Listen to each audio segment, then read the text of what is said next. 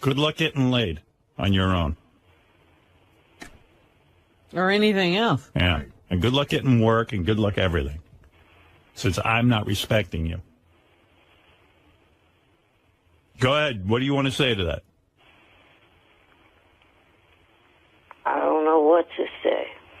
I know you don't, because you just eat my kishkas out. I mean, really, this bit is the easiest bit. Have somebody IQ tested. We all go and we get on the air and we give the result. It couldn't be simpler. He's torturing me. I'm done being tortured by him. Are you that bored that you have to make everything a drama? No. He just makes everything difficult. Yeah. Like, can't you just man up once and be part of the bit? Do you have to make it all about you and begging you? I'm done. I don't care what your IQ is. You're so hungry for attention. Everything has to be difficult. I'm sure you have a fairly normal IQ, and it's not even going to be all that interesting. So we're done. I don't want to be bothered by you anymore. Please don't call anymore.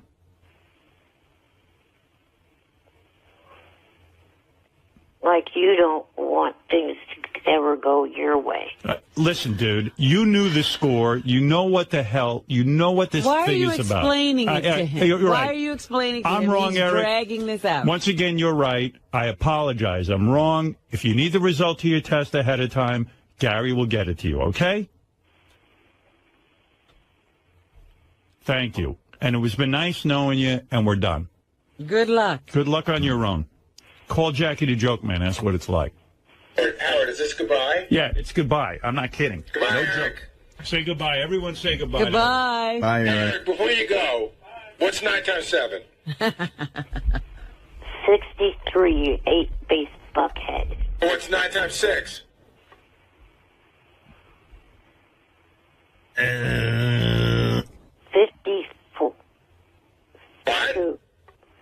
Shut up. What is it? 54. He's got help going on. Yeah, He's got a yeah. calculator. Somebody did it for him. There's no one here helping me. So you have it written I don't down. have Well, anyway, goodbye. I got a woman here who's going to... turned on or anything. Yeah. Anyway, nice knowing you, Eric. Nice. Thanks for being part of the show. I'm sorry this bit had to go so... I'm sorry every bit is so rough for you. I don't know. I don't even understand what it is you're complaining about. You know the show. You know how we do things. You could be a little bit easy and work with us. But you're just eating my heart out. And I don't have time for it. I'm done. I like you. You're a nice guy. We just don't see eye to eye on things, and I can't keep going through this. Thank you for being a part of the show, and good luck with the rest of your life. We are done. And you've gotten enough out of this show that I'm sure you can continue your career on your own. The other reason why I wanted Goodbye. to ahead of time was because I didn't want the stress of sitting here for weeks wondering. That is the point of the bit, Eric. That's the whole point of doing this. Yes, but you're talking about you guys have normal health. Right now, stress is not good for All right, so All listen. right, so get your results and goodbye. Yeah, we're going to give you the results. Gary can give it to you off the air, and we're done. Okay? Because you shouldn't be dealing with us if we stress you out. Yeah, I don't want you having any stress. I want you to live a long, happy life. By the way, everyone's applauding out there. JD's so happy that it's Eric's last day. You have no idea. I'd like to come there and slam Jay's head on a wall. Go ahead. Don't you wish you could? Why? Isn't Try that catching stressful? him. Eric, it's just not working out. You don't understand the show. Honestly, you don't. You really just don't. You don't get it. And I don't want to stress you out. I want you to live a long life. I happen to like you. Let's end on a good note. This bit's not for you. I hate all you you go to hell. Good. I You go to haven't hell. had that feeling. All right. Hang up on him, please. No, I'm saying goodbye nice. No. He hung up on me. Good. Yeah, He's a just douchebag. said his F you, final Eric. words were, No, I hate all of you, go to hell. I like Eric, but I just cannot put up with this. I mean, we went through all the trouble of getting him to do this, and now it's again a problem. And believe me, we explained to him that we would have the results Right. released on the air. Right. He didn't have to have heard it before. He knew he wasn't supposed to get the results. But he doesn't want to be stressed out. And you know what? I don't know Eric's medical condition, and I respect that. If it's stressing him out not to know his IQ, Then he shouldn't participate. he shouldn't have participated in the beginning. Yeah. But if it is stressing him out, Gary, give him his result and don't take any more calls. I don't want him stressed out. I certainly don't want his health being affected by me. By this show. That's right. All right. Thank you. Ridiculous. Yes, JD, you want to add something? I just don't. Oh, sorry. Go ahead. Yes. I just don't understand how you can like him. You said he's a nice guy. Can you I name? like him. Can you name one nice thing he's done? No, but I like him. I don't know why I like him. I like him. He hasn't done anything nice, and good riddance. All right. All right. JD's happy. Everyone seems to be happy. All right. Good.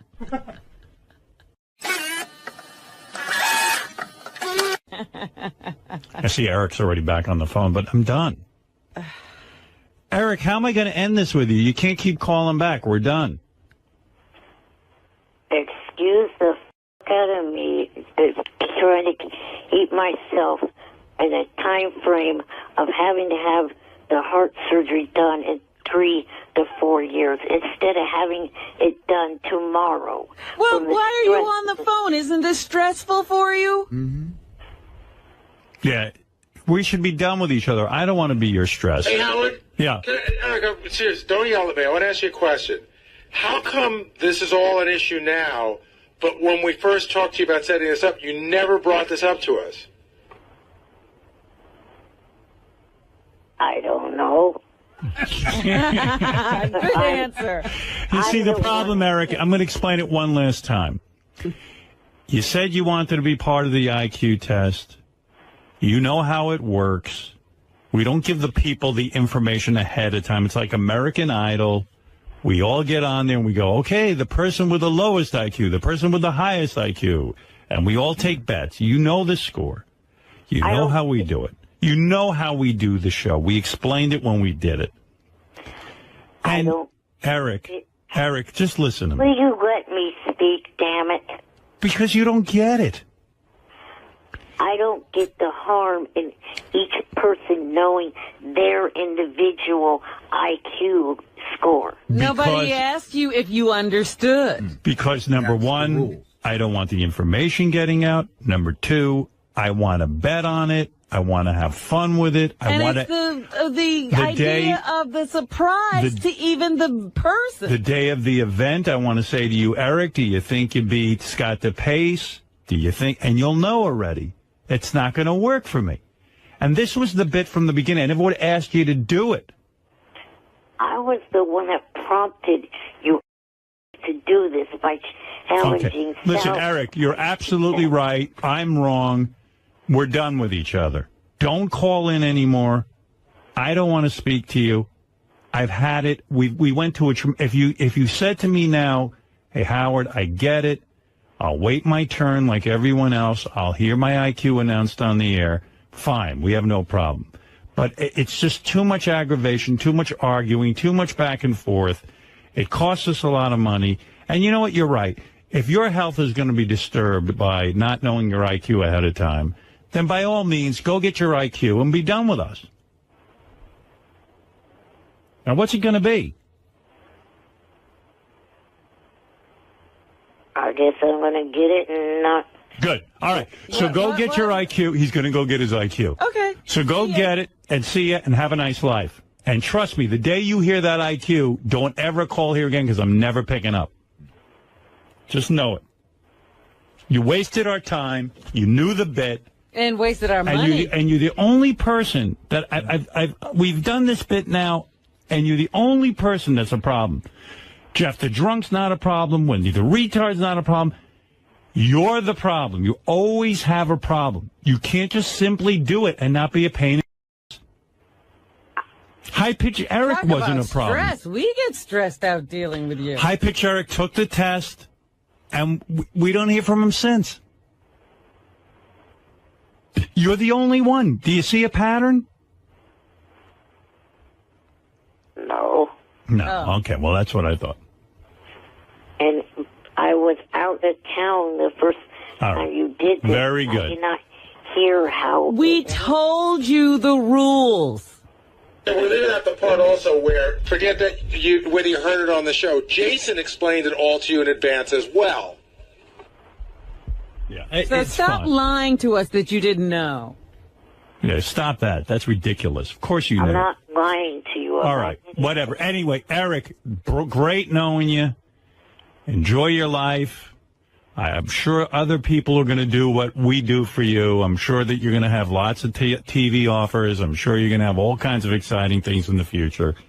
I'm sure other people are going to send you to the bunny ranch. I'm sure everyone's I'm sure going you won't be sitting there looking at the wall. I'm sure everyone's going to introduce you to whatever that name of that girl is from American Idol. I'm sure all this will happen for you. I'm sure all your dreams will come true.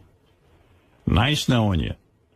In fact, someone did email me on Facebook, asked me if I'd call into a show that they Good. work for. Good. Excellent. Go All right, ahead. so you're all set. O&A. Good. Go on. All set. Asses. Go ahead. Go ahead. I wish you well. Let them deal with you. Right. They're much better at dealing with you than I am. Because I've had it. I'm frustrated. I don't know what else to do. Does he think it's us and that other people will learn to live with him? You think we're the nutty people, Eric, and you're normal? Believe me, nobody else would have put up with you for this long. I don't feel I'm at all difficult. I know you don't. I know you don't. Okay. Eric, bye. No hard feelings, and thank you for calling in all these years, and we're done. I'll somehow survive without you. Thank you. Enjoy your life. Yeah, I wish you a long, healthy life. Can't you say goodbye? Bye for good. Bye for good. I mean, what is the problem with waiting your turn to get the IQ test? I mean, what It is the problem? stresses him out. Yeah. And There wouldn't have been a problem if the doctor didn't say in the first... who cares what the doctor said? I told you the doctor was wrong. We're not giving you the result ahead of time. That doesn't make the show work. It's a waste of my money and time. Why can't you get that through your head? I got it. This is a waste of time. I thought he said goodbye for good. What are we still talking? Why didn't you hang up? And believe me, even if he said now he agrees, 2 days later he'd be back again going, I don't agree to this. It's You ridiculous. don't know that. I do know you. I know you like I know you so well. Johnny tells me about you. Hey, hi, Pitch. How you doing? What's happening? Hey, how would you know something you're right? Get rid of this Midget because you know something? I took the test. I didn't need to give you a problem. I didn't need to give the doctor a problem about these test scores. I just, waited patiently and waited till I got the results. That's what they, of course. Hey, Mickey Mouse's retarded cousin. Shut the... No, you shut the You listen to Howard. Howard's making a big star, and you being a pussy. Hey, you know what, Eric? I probably figure when the results come out, you probably beat Eric. Because you get it, and he doesn't. Hey, Howard, listen, why are you wasting your time with him? I don't know. I'm a masochist, but I'm done anyway, Eric. I learned my lesson. Come on, don't let him rile you up. Come on, get to Steve Langford and do the news. Hang up on him. All right, High Pitch. I'm going to take your advice. High Pitch, go eat yourself to death. Go f*** yourself. Go f*** yourself. Go f*** your roommate Jan, whatever his name is. Oh, dear. You're the gay one. You... No, you're evil. You're an evil little... All right. You guys done? No, not yet. Eric, take the IQ test. He took it already. It's okay. I don't want. Done. We're not. I don't need him doing as a that. part of it. It's fine. Oh, and he's the one that's going to beat me when he thinks I haven't even taken it. All I know is you're. Eric. Listen, Eric. Why do you have Howard results when it happens? Because Eric wants to be different from everyone, High Pitch. When he's retarded. If he doesn't want his test results revealed on the show, he's retarded. All right. Thank you, High Pitch. Howard, I love you. Have a great day. Robert, Thank you. congratulations. Thank you. Stop bending over and kissing Howard's fat ass. Why? You kiss his.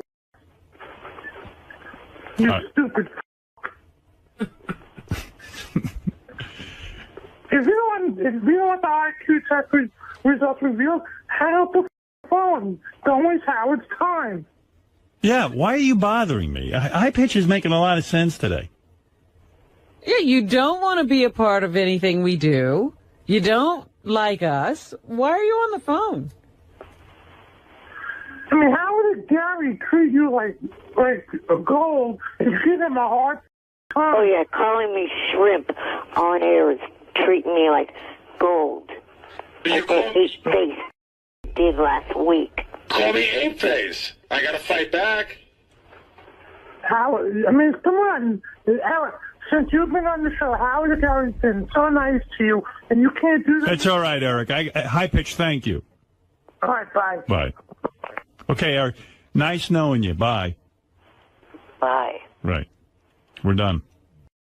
Hey, quit calling me. That's how he signs Well, that's why I'm done with him. You can't leave on nice terms. We're just No. saying we can't work together. He can't be nice. There's nothing human about him. And he always wants... Arrogant prick. You're the one that's arrogant. He just hung up. Yeah, I'm arrogant. Yeah, Matt, go ahead. You're on the air. Yeah, hey, Howard. I think you're handling this just right bad. Like, Eric is really not thankful, and that's the only endearing thing about him, really. Right. Is the fact that he'll never say thank you and that he'll never appreciate anything. Can I ask you to extend this ban, though, to Johnny Fratto as well? Like, well, I hope Johnny, I don't have a problem been paying you some money behind the scenes to get on the air over the years. You know what I'm saying? I like Johnny, but whatever. Anyway, well, I'm done with Eric. I just think he can't do the IQ test because he's going on gay holiday pretty soon. You know what I'm saying? All right. Thanks, Matt. Thanks. Holy mackerel. Eric, the former Stern Show caller, the midget apparently thumbing his little nose at yet another opportunity late last week. Johnny Fratto imploring the tiny terror to take an offer to do a part on a cartoon, but Howard 100 News listening in surreptitiously as Eric the midget offers up his usual outrageous obstructionism. An exasperated Fratto finally asking, do you just want to be a handicapped man in a wheelchair for the rest of your life? All right. Meantime, a well-placed source at Fringe telling Howard 100 News, Eric the Midget continues to call the set in Vancouver repeatedly, sounding very much like someone who wants back on that show. Well, Head was exploded. There's no way of getting back, is there? that's it. I'm pretty sure he's dead. After your head explodes, how do they bring you back? Feedback on Eric the Midget. The controversy continues that Eric the Midget, I think about this guy and all the opportunities that we provide. And also, I know Gary said there was another big opportunity for him. And I don't think it's really asking too much that he wait to hear his IQ during the show. Right. I think that it's pretty obvious that the show would be, we spent a lot of money on this and we'd be ruined if we gave him the IQ ahead of time. He refuses to see it that way, and so I'm done. I'm done with Eric. But the feedback continues. He's evil, and that's why I love him. Please don't cut him off. Of course he'd be the one to have a problem. He's a special kind of keep him. You ripping on him is like music. But other people don't feel that way. Other people are just fed up with Eric. Yeah, thank God that ungrateful midget. This is the best day ever that Eric's gone. Thank you so much, Howard, for cutting Eric out of the show. It's so much better without him. And it continues on with this email. F that ungrateful little midget. Eric, selfish, spoiled, and a little turd. He thinks he's better than everyone else, and he's an entitled... Here's another one that was short and brief. Ding dong, the midget is dead. Whee! And finally, thank God, no more Eric the midget. I'm sick of his shit. I'm sick and tired of how he talks to Howard. He talks to Howard like Howard isn't. And no one would know who the f*** Eric was if it weren't for Howard. And he owes a lot to Howard. And now he's threatening Howard that he will call Opie and Anthony. What an ungrateful wife. He's such a...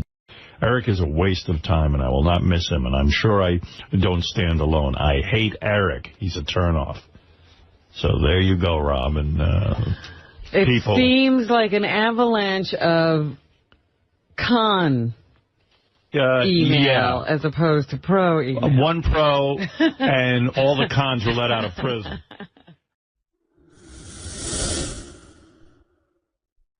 By the way, Eric the Midget, of course, ruined the IQ bit. I mean, he didn't ruin it entirely, but he wants to know his own IQ, and he refuses to participate the way we asked him to. Mm-hmm.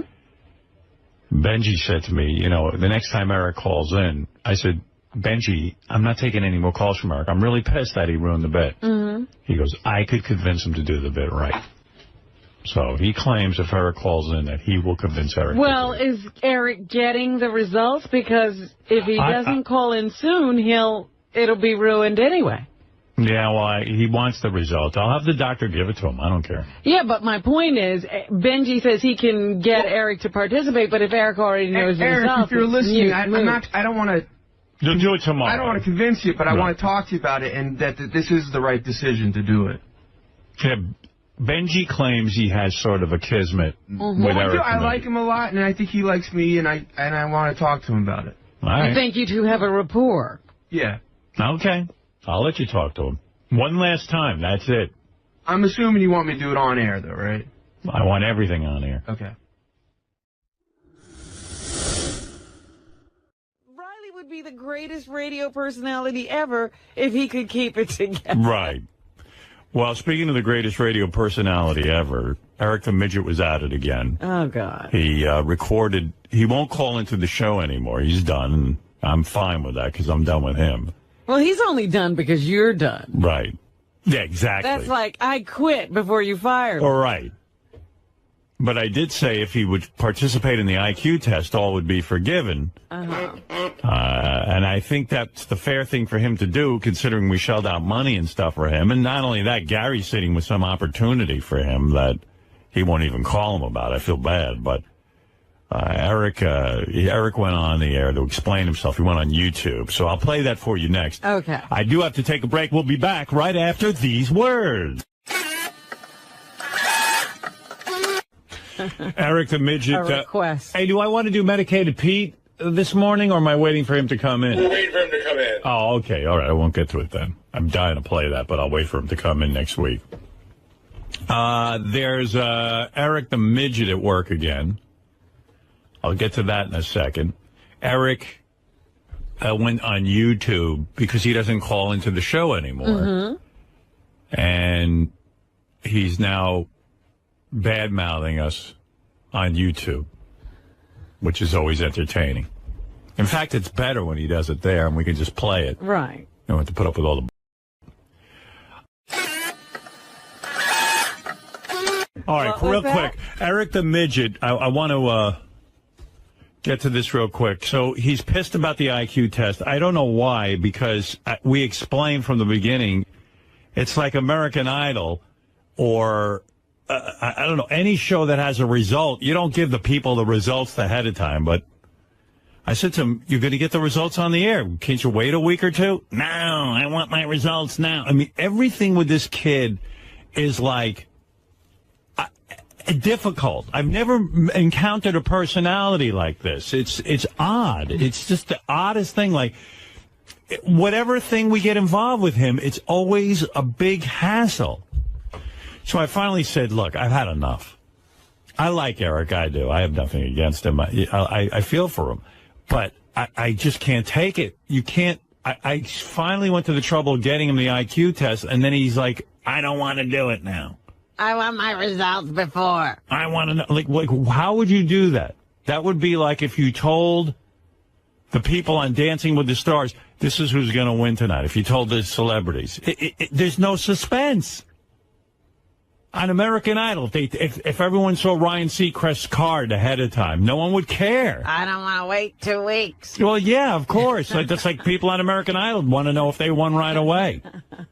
I mean, it makes no sense. But anyway, so Eric and I are on now. We had a falling out. You're on the outs. Yeah, and I did mention that Benji felt if Eric called in that he could convince Eric to understand the bit. That's what Benji said. Well, I don't want to talk him into it, but I think it would be to his benefit. Right. Well, let me tell you, already he's lost out not being on our show because Gary says there's a huge opportunity for him that he's not passing on to Eric. He's pissed, too.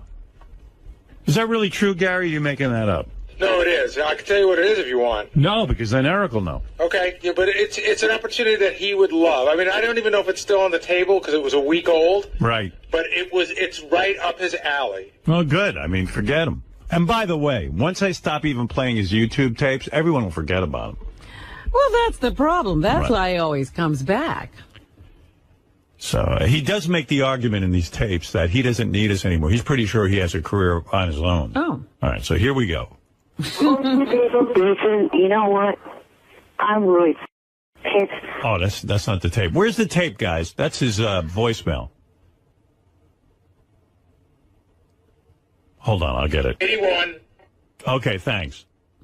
Here it is. Light blue. Right. Hello, everybody. I'm making this video to address a couple things. Number one, I heard that they were talking to Benji about talking to me to talk me into participating in the results show for the IQ test. I don't care. I don't care if I talk to Benji or not. He will care. He will care when he stops Yeah, being noticed. when the stream dries up and there's nobody to interact with. By the way, when he does call, I think I shouldn't take the call. I agree. Absolutely Yeah, not. I really have to Can be done you with it. resist? I don't know. We'll see what happens. Yeah. Can I tell you, there's something really weird going on with him visually as well, Howard. First of all, his hair's completely white now, right? And he wears Stop dyeing it. and he wears those glasses. And even though he's got a camera where you can see yourself, for some reason, it's only half his head. Right. So you just see like just from his nose up. But he looks like Lyndon Johnson when he gave the speech that he wasn't going to run again. He's literally aged 20 years in the last week. I do not want to go back to that overly arrogant-filled show. The bunch of arrogant pricks that only care about themselves. Sounds like he's talking about himself. They don't respect anyone other than themselves. And I'm tired of being verbally abused by them. And I'm tired of being verbally abused. Well, I'm tired of being abused by him. Right. Who's more verbally abusive than him? Yeah. By the Kiss fans that he has. I've had enough of it. I've had enough of him saying he'll do a bit and then going backpedaling. So I don't feel like talking to Benji. I'm not going to call in to talk to him. He will. Period. You wait and see. He won't even last the last 16 shows without calling this That's show. right. No matter how many of you request me to do so, I don't want to participate in any part of that show ever again. Period. All right. Then he goes on with where he thinks he can succeed without us. All right. I like to hear that. Right now, I'm at the point that I feel that if Peter Dinklage can become a successful actor Yeah, with Peter Dinklage can act. He actually studied. Yeah. not even being involved with the show Oh, God. ever in his life. Yeah, how did Peter Dinklage become successful Without being on the us, show? yeah. Right. So can I. if Marty Klebel... Marty Klebel is really... He's been working his entire life, Marty Klebel. I know Marty the Midget. Yes. Marty's AKA done this show. Yeah, wait, let me back up. I'm talking. The Midget, if Marty Klebel, a.k.a. Marty the Midget, could leave the show for whatever reason he left, it was... Marty is better looking and can dance. Good terms or bad, and be in a bunch of movies and TV shows, so can I. Good luck. The same goes for the other little actor, Tony Cox. He never had any involvement with the Stern Show, and he appears in TV shows, movies. You know, he just recently he's going to be in an episode of Psyched. And also... First of all, I bet you I know Marty knows what 9 times 7 is, number one. Number two, Marty is a dancer. Marty the Midget. Only that the Roloffs have their reality show without being involved with Stern. The Little Couple, they got that reality show without being involved with Stern. And the guy that plays the chief medical examiner on the original CSI, a double amputee. He never got involved with Stern to get that role. That's right. So I feel I do not have to be involved with the show anymore. Yes, you do. Well, how did you get your roles, though? That was your way. Give it up. I'm done. And everyone in Hollywood says Marty the Midget's easy to work with, which I know because I've had Marty on the show many times. Marty's very cooperative. Marty's easy and fun. Yeah.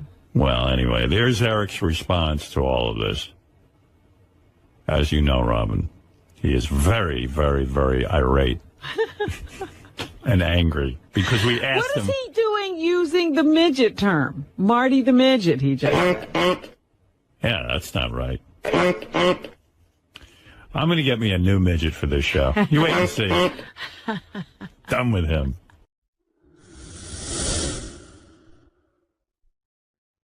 Well, I'm going to give you everyone who was in it. I'm going to review the results of the last IQ test. Eric the Midget is not a part of it. I'm sad about that. I wanted him in it. Yeah, that would have been fun. I really think he's being unreasonable. I really do. He has not relented. No, and you know what? He'll get the results for his IQ test privately, and that's it. What is it? I have 11th hour demands. Yeah. We do have a shot at getting him back. But what is he? What's the demand? Let me see. Because I'd like him to participate in this. Well, let's see. Hey, Johnny. They start off okay, and they just get more ridiculous. The whole IQ test thing is driving me nuts. This prick doctor still has not given me my results yet. Yeah. But you want him off the air, and I'm holding out hope that you'll do it on the air and be a mensch because you know, cost us money and stuff. Yeah, I like a man of his word. Eric's not being a man of his word. I've called the guy twice last week and once this week. I know that they are going to give out the results on air. I was maybe considering making one final appearance to get my results under these terms. One, that during the call, no one at all can call me Eric the Midget. All right, I can work with that. All right, I'll do that, even though I don't like being bullied. Okay. They have to show me respect by calling me Eric the Actor. Well, he called Marty a midget. That's true. All right, but up to number 2, I could still work with that. 2, no one else on the line can get on air. What does that mean? How do you know who's... In other words, he doesn't want you to take calls while he's on the line. All right, I can live with that. I can live with that. Well, basically what he means is nobody calling up to say bad things about him. Anybody who was praising him, he'd let through. No, what I'll do is before I take calls, I would hang up on him and say, okay, now you don't have to be on the air, and now we're going to take phone calls. Okay, that I can live with. All right. 3, no 9 times table questions or no 9 times table or math questions for that. Wow. All right. Okay, I can live with that. Right? You too. An old bit. We've run that. All right. No, we haven't, I would retire for the day. Right. For the day, I'd be willing to do that. 4, they have to agree that this is the end of my time on their show And stop talking about me from now to the end of the show. What do you mean? Oh, in other words, so when he hangs up... We can't talk about him tomorrow or the next day? I thought he meant from now till the show ends forever. Yeah, that's what I'm saying. That's ridiculous. I can't control that. 5, they need to agree to give me money for being a part of all this. No, because first of all, that's called... Now you've pissed me off. Yeah. That's called blackmail. When you agree to do something, and you know what, I'll make it so you get opportunities, and I'll show my appreciation in many ways for being a part of the show and being a good sport. But don't threaten me with give me money or else. And I could easily make that happen, but you should have said that ahead of time, that you demand money for it. But, you know, this whole, I mean, how many TV shows, how many... access to things that he really loved doing, the Bunny Ranch visits. He's ungrateful. He's ungrateful. Eric's just being a Class A1. You don't do that. I have never wanted to take him and shake him before. Now I can see myself dragging him out of that wheelchair and just shaking him. The 6th and final will be that they tell me what the latest offer for an acting gig is. Yes, I absolutely would have guessed. But we won't help you get it. Well, I will absolutely tell you that because I'm a man of my word, and I told you I would. See, I have no problem keeping my word. That's why I made my argument that I can be Green Lantern, because I am honest to a fault. If I tell you I'll do something, I'll do it. Yes, but you're not. You would have to say, I will not be a superhero in every... Well, that's a different discussion. We know I'm not Green Lantern. If it means my life, I'm not going. Right. I'm not a hero. So, Eric, there's a bunch of these demands I could give into, but 2 of them I cannot. 2 are non-negotiable. No, you don't ask for money afterwards. That wasn't part of the deal. Well, just call him up and say there is no money in it, and we'll continue to talk about him after he's gone, whenever we want. Right. That's it. But I would comply with the other rules. I'd be willing to do that. Yeah, but time is running out. I hope this was a negotiation, not an ultimatum. Right. But, Eric, if you're listening, we're going to do this bit in about a half hour, so that's about as much time as I can give you on this. And just realize, Eric, if you don't do this today, you'll still have to wait for your results. Right. That's right. So if they've been driving you crazy, it'll continue. Eric, I've received your letter. I would like you to be a part of the IQ test results today. I think it would be the honorable thing to do because you agreed to do it. Your demands, there's 2 I won't agree to. Here's what I see. I'll tell you what. Let me get the list of demands here. Okay, final appearance, get my results under the following terms. Okay, 1, during the call, no one called me Eric the Midget. Okay, I can do that. Okay? All right. No. We have to call you Eric the Actor. All right. 2, no one on the line can get on the air while you're on the air. Okay, so while we do the results, I won't put anyone on. I'll hang up on you at some point, and then we'll take phone calls. I'll agree to that. It's a little difficult, but I'll agree to it. 3, no 9 times table, no math whatsoever while you're on. Agreed. I can do that. The 4th one I can't agree to. They have to agree that this is the end of my time on their show and stop talking about me from now to the end of the show. I don't know what that means. I mean, there's no way I can't guarantee that. People are going to call in and talk about you after we do the IQ test. Of course they are, but you don't have to be on the phone for that. From now till December 16th, the end of the show. No, I can't agree to that. I can't. I mean, and not only that, I think that this is a little bit obnoxious because, you know, you agreed to do the IQ test. We went to the trouble to do it. And there weren't any of these conditions. We didn't have to do, to have negotiations after the fact is ridiculous. It's sleazy, Eric, and I'm telling you that because I know you want to be in the business. If you try to pull that with any producer or anything... You're off. Yeah, I'm just telling you the truth.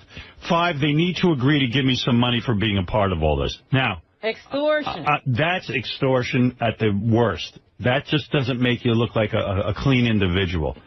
You don't agree to do something and then afterwards shake everyone down. It's not cool, Eric. A, Wednesday my laptop broke down, and B, it's Christmas time. I need some extra money. Eric, why didn't you say that at the beginning before you agreed? Why didn't you say to me right away, hey, Howard, I could use some money for the bit? You know I'm always generous with you. I've always tried to be a decent guy with you. But you can't shake people down afterwards. It comes off the wrong way. It's not fair. You can't agree to something, and it's just... And then I look like an idiot. And it makes it... You know, there are other people who've just given their time. The 6th demand I can give into. They will tell me what the latest offer for an acting gig is. Gary, you still know that, right? Yeah, I never said it was an acting gig. I said it was an opportunity that he'd be very interested in, but I got to go back. I'm not even sure it's still available. Right, but you would tell him what it is. Absolutely. All right. That I could agree to. So I can agree to most of this, and I would like you to participate in it, because I think that we have been honest with you, and I think we have been fair with you. And I think we went through a lot of trouble, and you were the one who wanted to be in this anyway. And just think of this. You will have your results right now, as opposed to still having to wait for them. Right. Because the doctor's being, even though you said it was clear for him to give them to me, he still has not called me to give them to me. He will. But we have the results. You could have them today, if you agree. What do you think? You want to be part of it? If you don't, I'll instruct the doctor to give them to you after the bet, at some point. I don't know when he can get to it, but at some point he will get to you.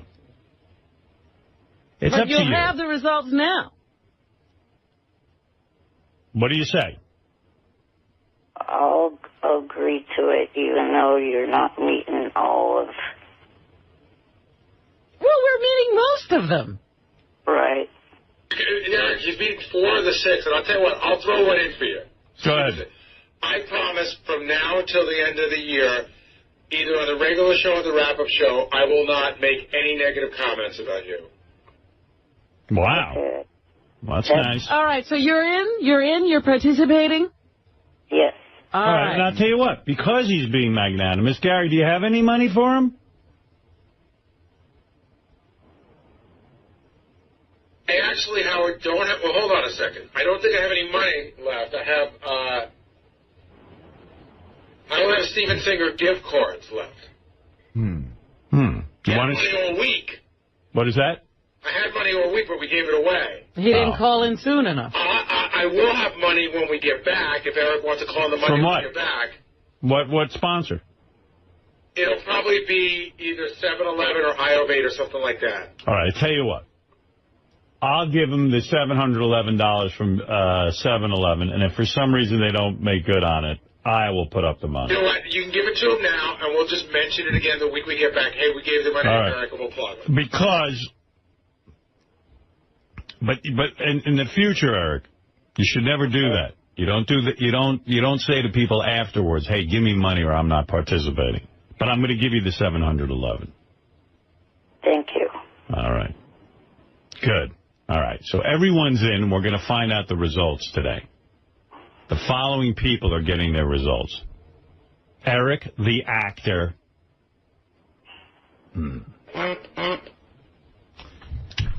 Eric, the actor. Give me the list of people. Will the farter. Oh, yeah. Will the farter is in on this. That's why he's... What? I should have put Fred can't hit any sound effects. Too late. Well, you didn't. You're already in. It's over. I'll tell you the what. negotiation is over. You made out pretty well, Eric. Right. Right. All right. Will the farter, John Hine, Steve Gorilla, Will Murray, Bobo, Mike Ganji, and Eric the actor. All right. Now, can I talk to you about some of the stuff that's going on out there? Everybody's being pretty quiet. Ganji might die of a heart attack before he gets in here. Really? He's so nervous. He said that if he's lower than Grillo, he might kill himself. He said that he's having neck pain that he thinks is due to the fact of the nerves of this whole day coming on. All right, I'll tell you what. I'm going to put Eric the actor on the hold line. I'm going to take a break because it's been an hour and 19 minutes since we've broken. Okay. And I think we should come back and do the results. And after we do the results and get all of it, and we have to have some betting first. I need to get in on this. I need to get action. I brought mine. I have $400. I am ready. I have a few hundred on me, too. I brought in $30,000 from small bills. I'm ready to go to the man on this. This is going to be this is going to be a very tough IQ test. It's not the same. It's not so easy as the first one. Like, I think an interesting bet is, will Eric the actor beat anyone? Okay. And, and you get money for that. Or I got Will the Farter versus Grillo. Eric, do you think you could beat Will the Farter? I think so.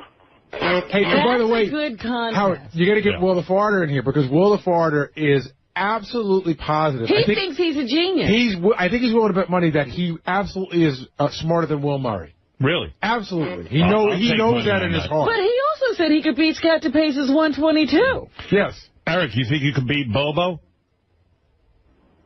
Yeah. I say Bobo and Eric. Do you think you could beat Will Murray? I don't know. Here's one for you, Howard. Will Bobo or Sal, even though it's the old one, will Bobo be higher or lower than Sal? Bobo will be lower than Sal. Really? Yeah, what was Sal? What was 102. 102? Bobo will be lower. I say Bobo's in the 90s. Wow. Is Bobo here? I hope. Yeah, I think so. Right? I'm sure everyone's here. Let's start. Why don't we get everyone? Go to a break. Okay, let me take a break. I'll get everyone in here. Eric will be on the phone, and then we'll let some betting go down. Yes. Who knows? Eric might take some of his $711 and bet. Do you think anybody so it's John Hine in there too? Right. Did someone beat Scott DePace? That's the bet. That's another good bet. No. What, Scott? No, they will not beat me. What if Eric the actor beats you? Oh, God. You say there's no chance of him beating you. Then that just ruins the test. Oh, it's the test that'll be wrong. Shaking your head. It can't be me. It's Eric the actor. Wow. Eric, not bad. You did a 90, Eric. How do you feel? That's good. You beat Jeff the drunk. You beat Jeff. And with your handicaps, which You're probably smarter. Dr. Randy, you say Eric could have even scored higher if he didn't have his handicaps. Is that correct? Oh, maybe Dr. Randy's on hold. Hold on. Dr. Randy, hi. Hello. Yeah, you're saying because Eric has his handicaps, he might have even scored a couple extra points, right? Yeah, I do believe he would have scored higher on the block design and the coding and the symbol search. Okay. Okay. So the manipulating of the objects was a little bit difficult, and the holding of the pencil could have held him back. So. All right. So you're saying that how many points spread would you give him? Would you say that he possibly could have gotten higher?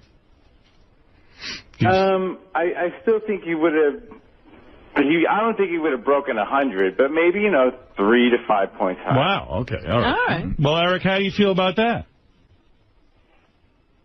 I guess it's a reasonable number.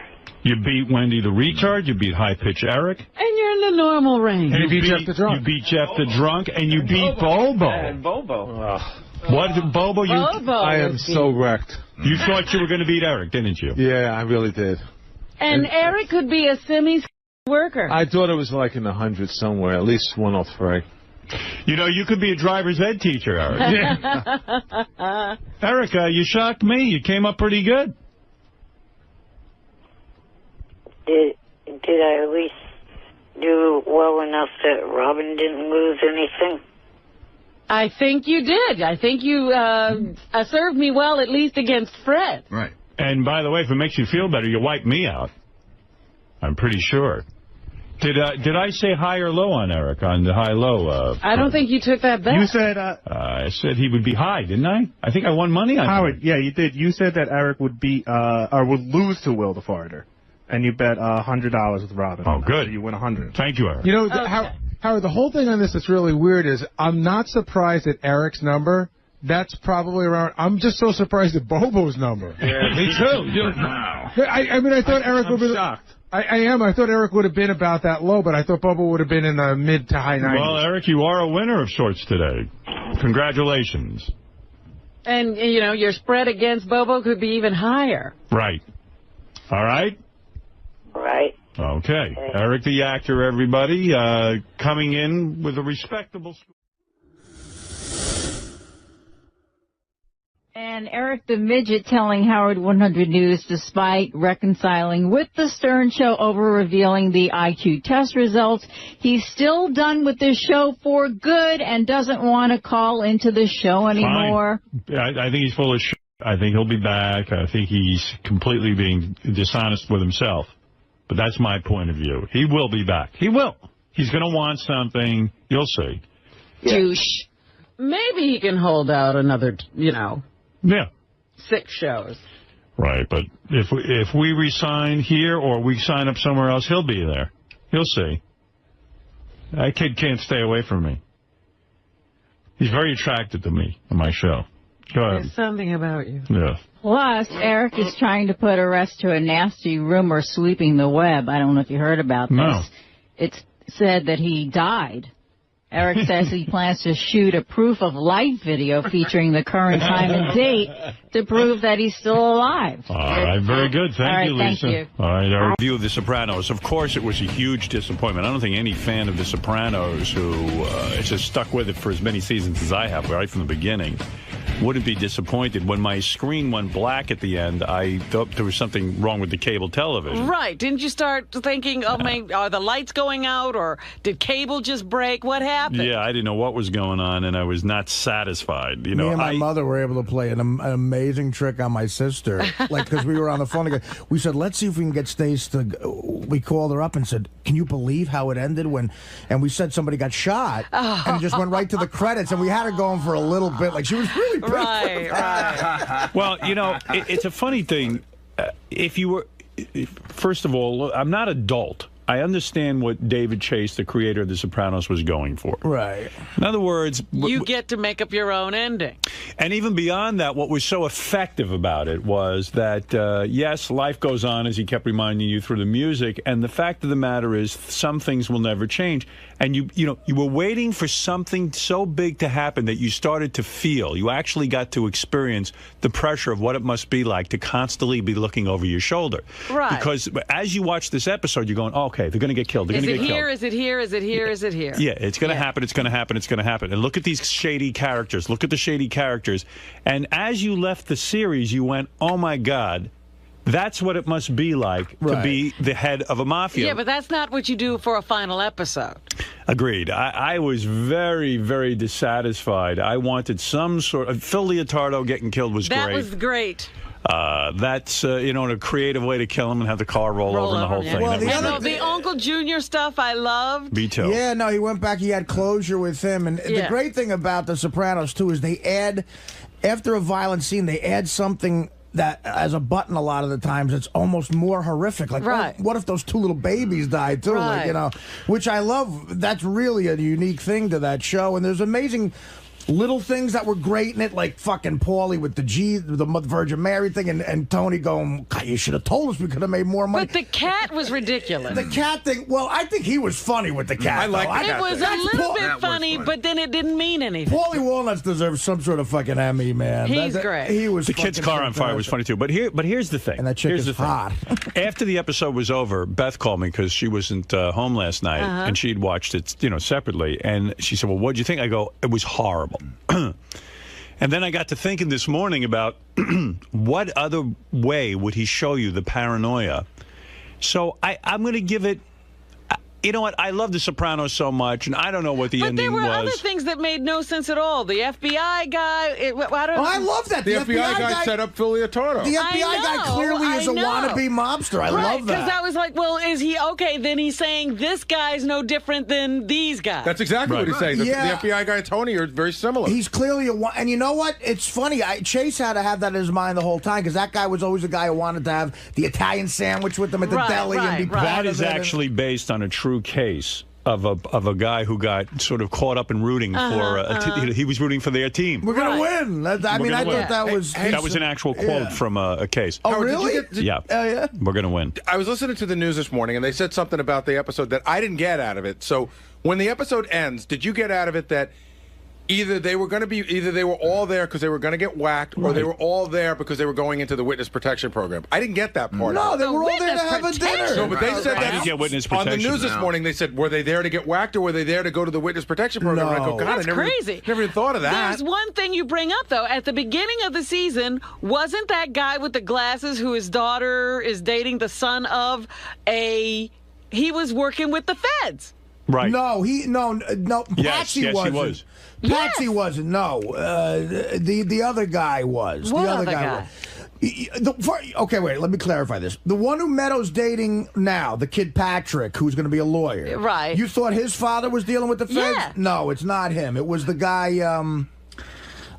It's another guy. I can't remember his fucking name. All right, let's go around the room. Robin, what do you give it on a scale of A, B, C, D, E, F, F being the lowest? I give it a C. You give it a C. Fred? World's worst series ending, F-. F-, Gary Delabate, D. Baba Booey. D. D? Yeah, as in D, as in Delabate. In Delabate. Yeah. Wow. I wasn't happy with it. I really was. In fact, I got confused last night. I'm not even sure which is the kid that went to the feds that turned on them. Was that Doogie Howser's No, pal? Carlo's the guy. It was very confusing. Carlo's the guy who, he's the other guy who's always hanging with him. The kid that was on the Doogie Howser show. Right, the Vinny Del Pino, Max Casella? No, that's not Carlo. See, Carlo was a captain. Carlo's the other guy who's always with them. The face you always saw with them. Is he the guy that was sitting there with Donna Pescow? Now, that's a major flaw. I don't know who he is. I don't either. They were mentioning who are they talking about? When they all go to okay, Carlo's the guy who his son called him over and said, Dad, they got roasted pork. You remember? No. You watch it on such a different level than I do. The reason why I thought I concentrated on the food. Carlo's the other guy. See, in other words, because Carlo's missing, that's why he wants Paulie to take over that crew. He's the other captain. I don't remember Carlo. I didn't either. When they said How Carlo's did you not remember Carlo? The guy who are you looking at three people who watch the show from day one who don't know who Carlo is? All right, remember when they all go to the safe house in the episode before, and it's Paulie. Paulie's there, the big fat guy, and Carlo's the guy who orders the pizza. He goes, "You want to order a beef?" Oh, that guy, sort of nondescript guy. Right. I don't remember. That kid's kid was hanging out with Patsy's other kid. Oh, for Christ's sake, forget it. I don't remember. It's such a simple thing. It's not. No, it's not. All right, look at me. You don't have to watch it that closely. Why are you getting upset? Because. Why are you upset? You see, this is what's going to kill you. No. You got to calm down. No. I'm saying once you see the guy's face, you're going to know when you see his exactly face, who he is. But I should know Carl. I know Paulie. I know. I know Silvio. I don't know Carlo either. I got to confess. And I had trouble following. See, I got to go back to the first episode to see who was with the feds at the beginning of the season. Oh, that's Carlo? I would never know. I still don't know who it is. Let me see. Oh, come on. I swear to God, I've never seen him before. That's who I thought you were talking about. Howard. But he's nobody. He's nobody. He's involved with them. Artie, you're getting upset. He killed Fat Dom. Remember his Fat Dom went over to Jersey and never came back? Who's Fat Dom?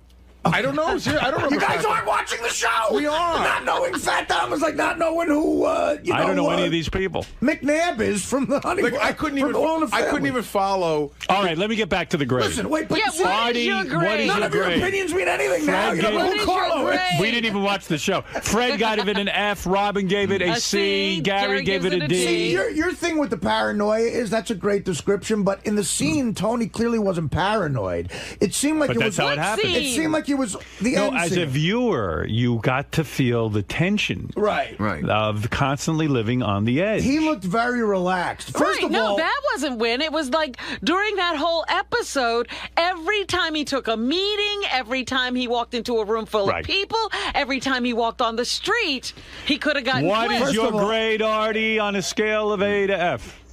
I give it a B. A B? Yeah. Because he knows Carla. Listen, guys, Ralph, what do you give it? Ralph, what do you give it? None of your opinions mean anything. Hold it, Ralph, what do you give it? Artie is almost right. It was clearly an A, and when you people... An A? You are A for asshole. And go back and understand. If you don't know who Carlo was, you're not even fucking watching the show. I mean, I got to agree with Ralph. Dude, I mean, how could you not? That is irrelevant. You know the kids who. All right, we don't know. We don't keep explaining because it's not going to do it. I'm looking at a picture of the guy. I don't remember. The kids who after. Was he the guy who was with the feds at the beginning of the season? No. This guy just got flipped. College, who AJ hooked up with. All right, Ralph, will you give it an A? I would give it an A. If there was one more pivotal scene, I would have given him an A+. Come on, Phil got his head rolled over. Big deal. Right, what about the other 48 minutes? What about the ending? The endings. What about Uncle Junior when they come to that realization that it all means shit? That's right. That was beautiful. He's trying to make chicken salad out of chicken shit. Fred, Come you know on, what? dude. You don't know what you're talking and about. neither do you, Ralph. The answer You're going on the street and you talk to anybody who's like an average, regular person viewer who has watched the show religiously but those are the since day. stupid people. Oh, so now we're making it for Mensa candidates. It's for smart people. Get real. The Daily News got it right. The headline of the Daily News today says. Understand it. The Daily News headline today says. Great. So let's watch, Plato. Sopranos wax fans. That's how I No, think it's the people New feel York like- Post. That's the New York Post. Sorry. You're not even looking. Stupid people. All right. Now for the dumb opinion. All right, there's a guy who gives it an A. Do you remember? Ralph is so off. Do you remember the guy? Fred, Do you remember? Fred, do me a favor. You're off, man. Go You're back and watch these You're episodes. so off. No, you're trying to make it something that it's not. It's a masterwork. It is not. You know what it is? It's the equivalent of Godfather 3. You don't know the show. You don't even I know the show as well as anybody else knows the show. I'm watching it on just a regular viewer. It's like it's not like a college course, Ralph. What was the trucking company in season 1? It was mentioned about 10 times that Uncle Junior took, Oh, that's a ridiculous What question. is the point of that, Ralph? It's like it's knowing who the key grip is in episode 3. It doesn't matter. All right. Did the story move along? Did it go somewhere? No, All it right. did not. Eric, Fred, you don't know what you're talking about. Eric the All Midget. right, dude. Eric the Midget, you're on the air. Final word. Yeah, he's the expert. Eric, go ahead. I have a message on behalf of my associate, Johnny Frotto. He wants you to know that he fucking hates this series now after the series finale. Thank you. Why can't Johnny tell us that? Because he figured I get through easier than he does. What do you think, Eric? I'd rather hear from him. I actually am not a viewer of the show. You know what? Don't waste You that sit time. around all day and you don't watch the best show on TV. Well, I don't consider that the best show on TV. Oh, What's the best show on TV? Heroes. Whatever. Because I want to be a swordsman. First of all, it was weirder for me, too, because that restaurant where it ended, Halston's, I sat with my father in that exact booth probably a million times. Is that right? I thought that was a funny place for them to have their last dinner. It's in Bloomfield, New Jersey. I think it's on Broad Street, and my uncle grew up 2 blocks from it. As a teenager, I was in that place all the time. If you're interested in the answer of what the final grade should be. Yes, go ahead. What do you think, really, Howard? Well, I'm going to tell you right away. My initial response after watching it, because I don't know what the hell I was waiting for. And when that screen went black, weren't you freaking out? I would have given it an F. But I have to say, I woke up this morning thinking about every scene and thinking about the paranoia that I really felt paranoid the whole episode. I was so on edge. I was sick to my stomach. I was getting sick. I was like, uh-oh, something's going to happen. Something's going to happen. And this must be the paranoia. I'm going to give it a final grade of a B+. It was unsatisfying. But it was not the episode. I wanted revenge, and I wanted to see killing. The other great thing, I wanted to see an old-fashioned mob movie. You want to see everything you want to happen. You know what I mean? He left you wanting so much more. I gave it a B+, which is... without knowing... here's my It made me wish that I hadn't watched this entire season. Without the last scene, he seemed very comfortable. But that guy going to the bathroom, you know what? Again, you think that's a I felt the same way you did, Fred, but I felt he did a Francis Ford Coppola. Coppola got us like the goodwill of Godfather 1 and Godfather 2. And then he made Godfather 3, and it was like the biggest letdown of all time. It's the equivalent of at the end of Godfather 3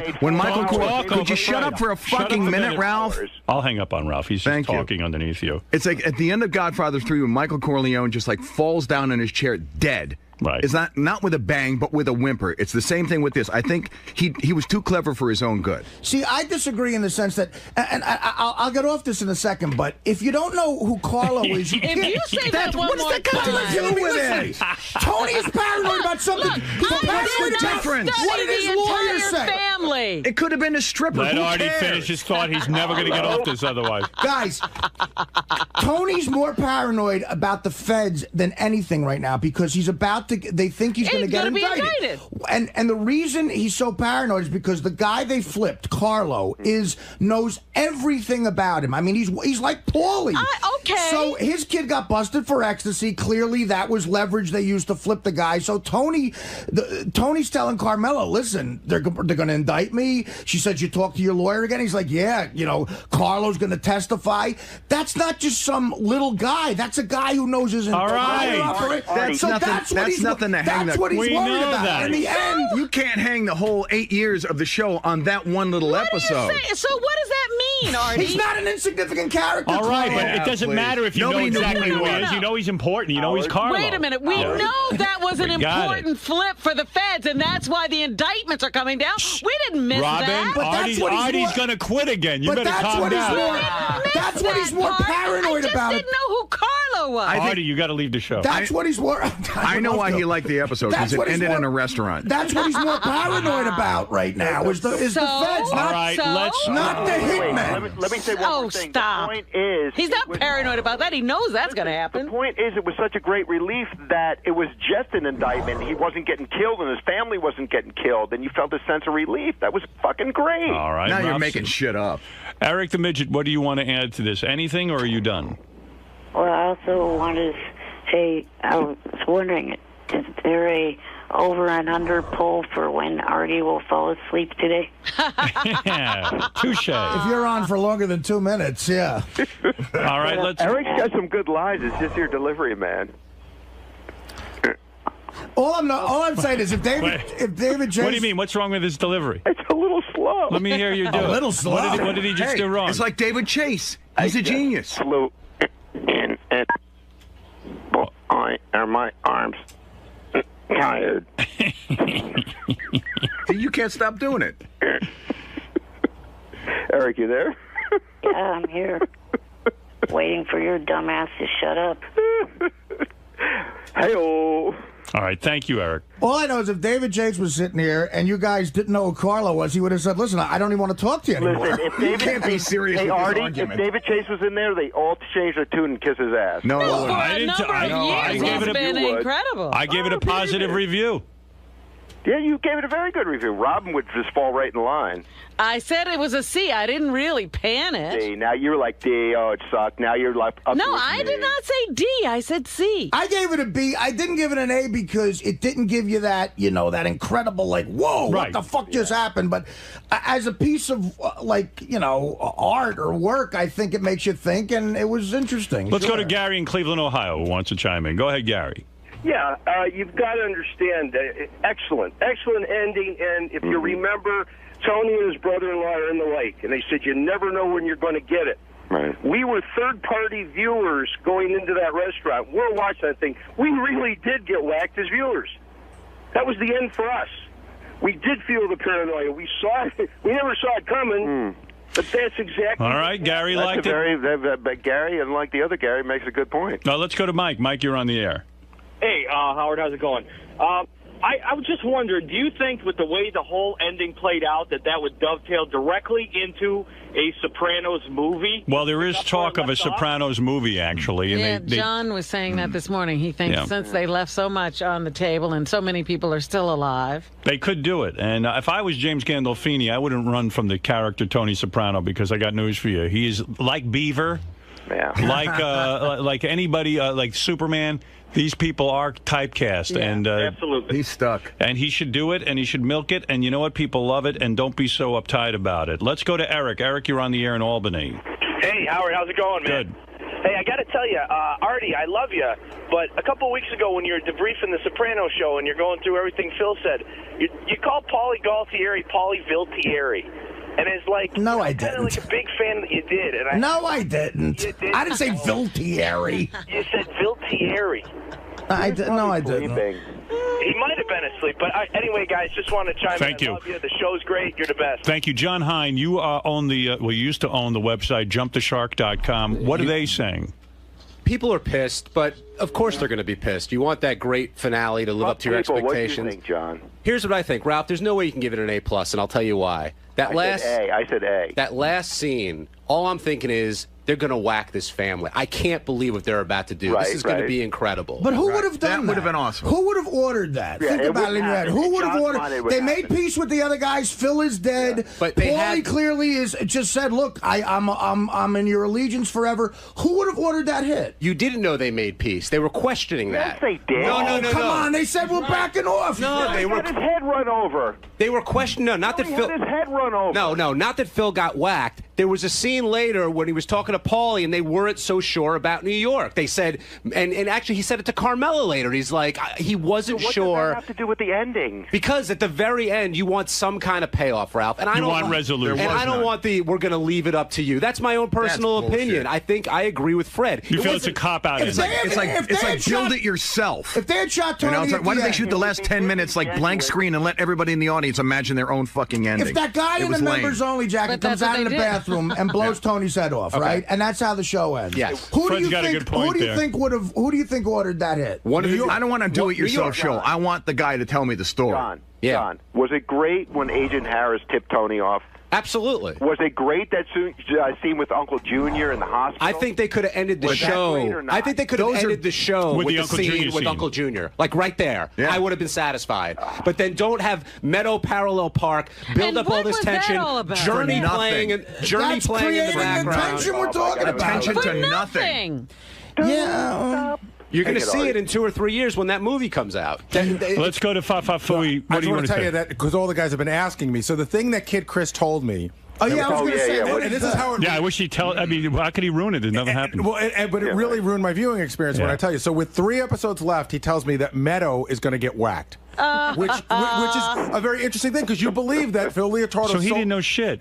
But you believe that Phil Leotardo's so mad at Tony that he might go after his family. So all I'm doing is watching the last 3 episodes, and when she's parallel parking, I'm just waiting for the fucking gun to hit her in the head. Right. Hey, and nothing happened. Gary, you always get duped like computer viruses. Duped? Like somebody hits you up and like tips you off. What was the thing you knew, Howard? Oh, I knew that. Bobby Bacalari was going to die. Yeah. And Ralph, by the way, how do you get duped when a guy IMs you? That's not duped. The guy had wrong information. It's not that I believed it. It's that now I have to watch it. He probably set you up. He probably made up some shit, Kid Chris, and then. See, he sent a bunch to JD as well. I thought he was going to. I thought the after that ending, I agree with Howard. Like, what could he have told you? I thought maybe he just said Tony lives. You know. Right. Let's go to Abe. Babe, you're on the air. Good morning. I'm going to make my case in 15 seconds for why Tony is dead. When he was in the boat with Bobby Bacala, he said when the ending happens, you don't know what hits you. And this whole show has been about Tony. From day one, it's always been about Tony.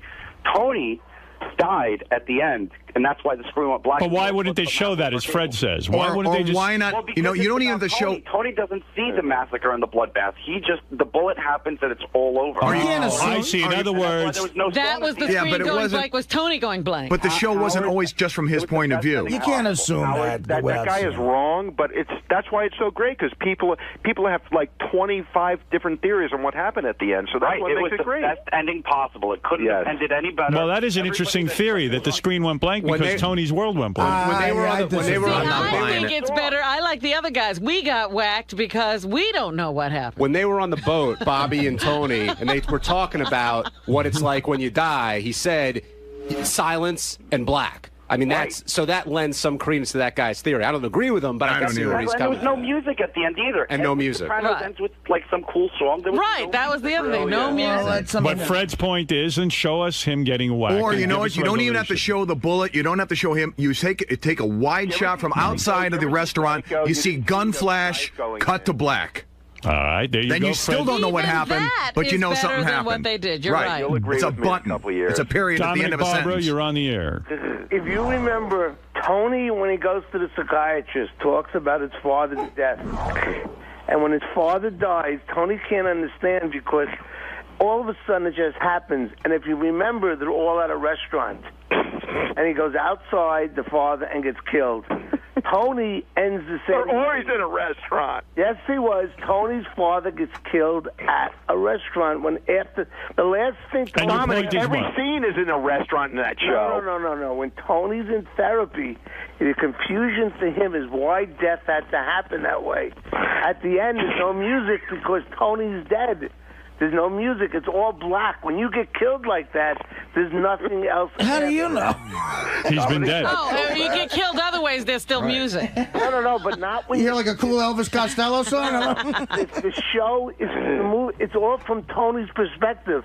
Nothing has. No, it wasn't. You can't assume he's dead. The story was always us watching Tony, not from his. He never talked to us directly. He never saw those other scenes with other people. That's the whole point.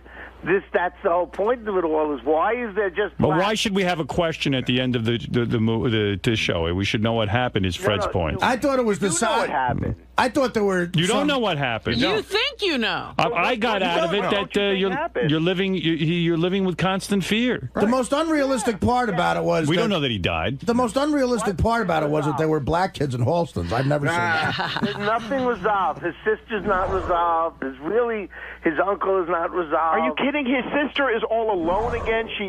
She's been alone before. Love. Yeah, but she was plotting to get Uncle Junior's money like she usually does, and he made sure Uncle Junior was going to leave it for the kids. How about this theory? And this is a crazy theory. How about there was actually a blackout last night, and we never got to see the ending, that there is a real ending? And it came back on right at the credits? Yes. That's a good one. I like that the best. You like that? I'm praying that's the way it ended. I'm jumping up and down, hitting my TV. Then I can't wait for one of the replays this week. Did you hit your TV? I thought something was wrong with my television. I was freaking out. I thought my TiVo went out. I'm hitting the computer box. I'm like, yeah, did it cut it off early? I went into a total panic. I ran downstairs to my other television, checked, made sure that one was okay. Mike, you're on the air. I was watching HBO for a half an hour after it, hoping someone would whack John from Cincinnati. Please. How bad was that? I don't know. I haven't seen it. You know what? That was a bad time to premiere anything. We're all thinking about the episode. I don't have time to get into John from Cincinnati. That's why it's an A. I agree. Look, Ralph, I gave it a B just because. You gave it a B+. They were pushing that John from Cincinnati real heavily. Totally. When John HBO from pushed Cincinnati. And those two Australian guys, too. Oh, that looks really awful. What, John from Cincinnati? No, the two guys from New Zealand or wherever they're from. Flight of the Conchords.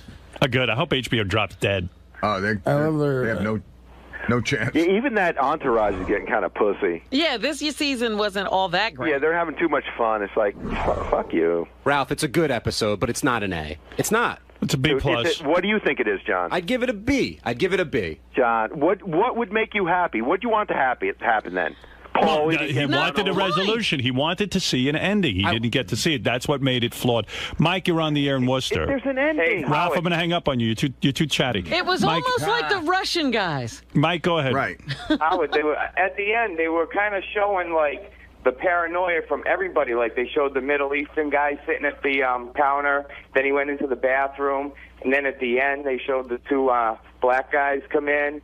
And they were kind of showing, he was had to be paranoid about everybody in the world. Absolutely, we all got that. Yeah, that we got. I mean, and that was a good way to show it. But I don't know, Danny, go ahead. We're coming toward the resolution of this conversation. Go ahead, Danny. God no. Hello? Yes. Howard? Danny, quickly. Yeah, I agree with Ralph and Artie. I think it was an A.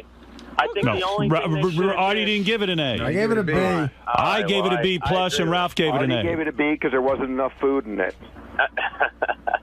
I think the only thing they should have did is they should have whacked Carlo, and then it would have been an ending. Well, he was with the feds. They can't get to him. They didn't know where he was. Carlo didn't matter. It mattered Tony's state of mind. But it would have all about Tony. put a closure to everything. All right, thank you. Well, that's the whole thing. He doesn't know what's going to happen to him now. That's great. As the lawyer said before he got the ketchup bottle grabbed out of his hand. That was funny. That's why we try these cases. Johnny Frotto, you're on the air. That was funny. Are you motherfuckers kidding me? I'm so fucking pissed. 7 fucking loyal motherfucking years I've been to these people, to this family. And look at how they... Are you kidding? An A? Who said A? Ralph, yeah. Ralph, the idiot.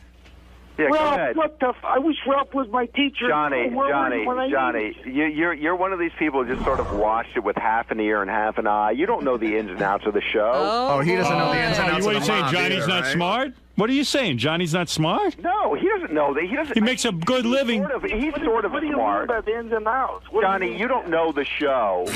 Do you know Carlo? Characters. You don't know the. You got to fucking be kidding me. What do you mean he doesn't know the show? That's his life. Ralph. I know the characters. But we're talking about a TV show. Ralph, how can you sit and question whether or not somebody's intelligent enough to watch The Sopranos? And Ralph's the most intelligent. I mean, give me 10 questions. And the guy on the phone here with you he lived the life of AJ. He is AJ. I don't care what he lived. I hope he's not AJ. AJ was a fuck up. Are you saying Johnny's a fuck up? No, I'm saying Johnny was the son of a mob guy. He would know. He doesn't know The Sopranos. I got to hang up on you, Ralph. You're annoying me. I know The Sopranos. I'm right. I know the characters, and I'm going to tell you something. I understand David Chase might have been going, well, you know what? We're going to make this like real life. What we're going to do is we're going to end it with nothing but, we're going to put him in about 4 or 5, or make the viewer think he's going to see 4 or 5 bad endings. But we're going to end it just like life ends. That's some fucking creative shit, but that ain't why I buy HBO. That's right. We got life. See, you know what? Yeah, we're already living life. We want to see a story, right? He hit on a valid point. I want him fucking dead. They better bring that motherfucker back and get him dead. Because I'm watching a television show. I don't care about how close to life or art it looks. He's right. Him to be dead. And you know what? You know what? But that's not. You know what he kind of touched on though? Is like everybody likes to try and make this show like it was like, oh, it's about family. It's always been about family. It's like, no, it's not. Everybody loves this show because it's about the fucking mob. Right. Let's get real. Yeah, but let me tell you what. Let me tell you one more thing about this discussion we're having now. What? And this is the most important thing to say about this. And this is the thing that'll blow the lid off it. You ready?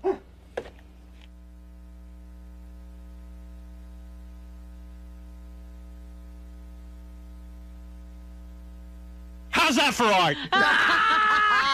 Fred, play a commercial word. I thought we were really going on. What's happening? This is Adam Levine from Maroon 5, and today we're doing the Howard Stern Show. And we're actually really excited because we're huge fans. And, since I was about 12, about 11 or maybe even younger, I've been listening to his show. He's been fucking my mind up. So you're familiar? Yeah, extremely familiar, actually. It's just so funny because I've never really, like, as far as radio is concerned, there's nothing I've ever listened to kind of consistently my whole life. But Howard, man, my father turned me on to him when I was really little. He used to drive me to school. It was the one thing he could, hold over my mother's head, when they got divorced, is to have me, corrupted by Howard. So thanks, buddy. It was awesome. So he's going to ask you about girls and just sort of being part of the Hollywood scene and everything? Yeah, I'm sure he'll ask me about all the ladies and all that. And I already have my answer. I thought about it this morning. I woke up and I thought, all right, well, I don't want to call it, it's being specific about these chicks is kind of disrespectful, that's what I think. Right. So my answer to him is probably going to have to be something along the lines of, like, I know from listening to the show for so many years that the dudes that come on the show and brag about all the chicks they slept with wind up looking like douchebags. You know it, Howard. It's actually true. So I'm going to try to get around it, but I'm sure he'll bust my balls a little bit. But right. That's all right. Well, good luck in there today, man. All right, man. Thanks a lot. Thanks. Hey, look who's sitting here.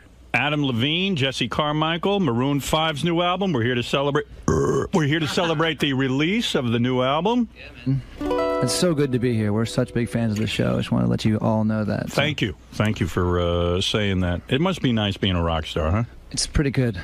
Yeah. It's a good. When do you know that you know how many guys have bands and garage bands and all that stuff? When do you know? When does it hit you that you might be good enough to actually be a professional musician? Honestly. Well, you kind of have to pretend that you know for a long time when it's totally such a far reach, Is it tremendously difficult in your personal life when your parents and everyone are saying to you, listen, it's nice that you have a hobby with your music, but you know what? You better get a fucking job. No, well, actually, all of our parents actually were super supportive always, which was really cool and interesting and not typical because usually parents think it's such bullshit. Right. And it's almost impossible to make it. So if my kid told me he wanted to be in the band, I'd be like, that's fucked up, But they're actually they've been really cool. But you had actual early success at 17 years old. Didn't you get signed by a record label? Yeah, we got signed to Reprise, which was Warner Brothers. But they took really that away. Young age. Well, we failed miserably. Did you make an album? Yeah, we made an album. They spent tons of money on us. Gave us a little bit of money. Rob Cavallo produced the record, and Rob Cavallo is an amazing producer. He does all Green Day's records. But the band wasn't called Maroon 5. We were called Cars Flowers, and we sucked. Cars Flowers. Yeah. And you were bad. We were terrible. I mean, I know you're not a huge fan of the band, but we really sucked back then. At 17, though. That you had to be the coolest kid in high school getting a band, right? I mean, it must have been insane. I swear that is why we graduated from high school, because I got horrible grades. I mean, the rest of them were all better than I was, but literally we had all of a sudden we went to this really kind of snobby preppy school in LA. Where'd you grow up? Oh, in LA. In LA. Huh. And I got horrible grades, and like it was a prep school, so you had to go to college. Everyone went to amazing colleges. And was it co-ed? Yeah, yeah. So I imagine getting signed at 17 to a record label, and you're good-looking dudes. Girls, yeah. Girls were always that was never your problem. Well, when we started a band when we were like 14, we started, and we didn't get into it for the girls, but then you realize that that's why you stay in a band. That's not why you join a band, because I think we actually loved music, but then, well, this is going to be really good for our sex lives as well. So. Do you think you're even capable of ever getting married? Because women, it's been so easy to get women. It's almost like the conversation I've had with John Stamos. You're good-looking dude, you make a lot of money, you got a great job. Is it almost impossible to get married? No, it's not impossible. My whole feeling on marriage is that you shouldn't do it, really, unless you're really ready to do it. And a lot of people get married for the wrong reasons. They whatever pressure there's from society. But yes, it is more difficult, I think, because of the position that we're in, but eventually I could definitely see myself. It's going to be a few years, obviously, because I'm definitely not ready right now. But who's the hot chick with you in the green room? Is that the current girlfriend? She's my girlfriend, yeah. Okay, how long you been with her? About a year, almost. Actually, yeah, we met about a year ago. Everybody's carrying on. She's so beautiful, and one of the best things about her is that she's not an actress or a model. She's a regular person and an artist, and she's amazing. Yeah, your life must be insane. In fact, like one of our good-looking interns was like all dressed up today because she knew you were coming and wanted to be the one to hand you. I think she got to. If an intern's real cool about it, we'll let them hand the release because you have to sign a release when you come on. So I heard she got all dolled up here. So, and it's like it's got to be just great. You know what I mean? It's just got to be insane. It's funny. It's flattering. It's amazing. It's the coolest thing in the world. We've wanted this. We grew up together. Jesse and I have been best friends since we were 12. Jesse, you getting laid too? Yes, he's already gotten laid twice since he's been in the building. Have you got hit with any pussy shrapnel when he steps on the bomb? Yeah, because lead singer always gets the top choice, right? And then what do you do? How does that all work? That is the way. We all do pretty well, man. No, Jesse got a hot smoking girlfriend. We do pretty good. Nice. Yeah. But, so who's low man on a totem pole in the band? Drummer. Which instrument should you not take up? Drummer, you really think so? Drummers always get the shaft. The tuba. Our drummer just had a kid. Yeah, but you know what I mean. His wife or his girlfriend/wife is really drummers sit in the back. Yeah, I guess that's kind of true because they don't get seen very often too. So when you're in the foreground, usually that's when. You know what you guys should do? Like Led Zeppelin one day, you should fuck a chick with a shark. We've done that actually. So were you always like in chorus and glee club and stuff in school? Like, is that how you get into this whole business, or you just had bands? I could sing, but it was never like, and I was into rock and roll music since I was like 10, 11 years old. So how'd you get the second shot? So no training or anything? No, actually, I took my first vocal lesson like 2 years ago because my voice went out. And this amazing dude who's just kind of does everyone, How old were you when the fame actually hit, though? Like, wait a second, though. How old were you when the fame actually hit? Like, in other words, so then, like, you're 17, you get signed, then you guys sucked, and then you went away for a while. We went away for a while, then we came back. We started to get really big in, like, 04. Time, because we had a couple really, really big radio hits too, and knowing how tough it is to get songs on the radio, that was the biggest change, because we accumulated fans. We tour, that's like the biggest misconception with our band is that we're just like this manufactured boy bandy kind of like bullshit band. I love to write kind of accessible like pop music. I love pop music, because I grew up listening to tons of different shit, and then got really into Stevie Wonder and a lot of soul music, and I love pop music, Michael Jackson, Prince, all that stuff. But I have no idea what a hit is. The people you just write it for yourself, and you hope that people are going to like it. Sure, exactly. For our fans, and even sometimes for the radio. But like the shit that they pick for singles, I could never have told you that song was going to be as big as it was. Just that, How old were you when you started to get laid? Were you like 12? I would guess you started. I lost my virginity when I was 15. 15. But we were I'm not sure actually. What about you, Jesse? Were you too? 15? No, later on for me. Later on. Man, awesome.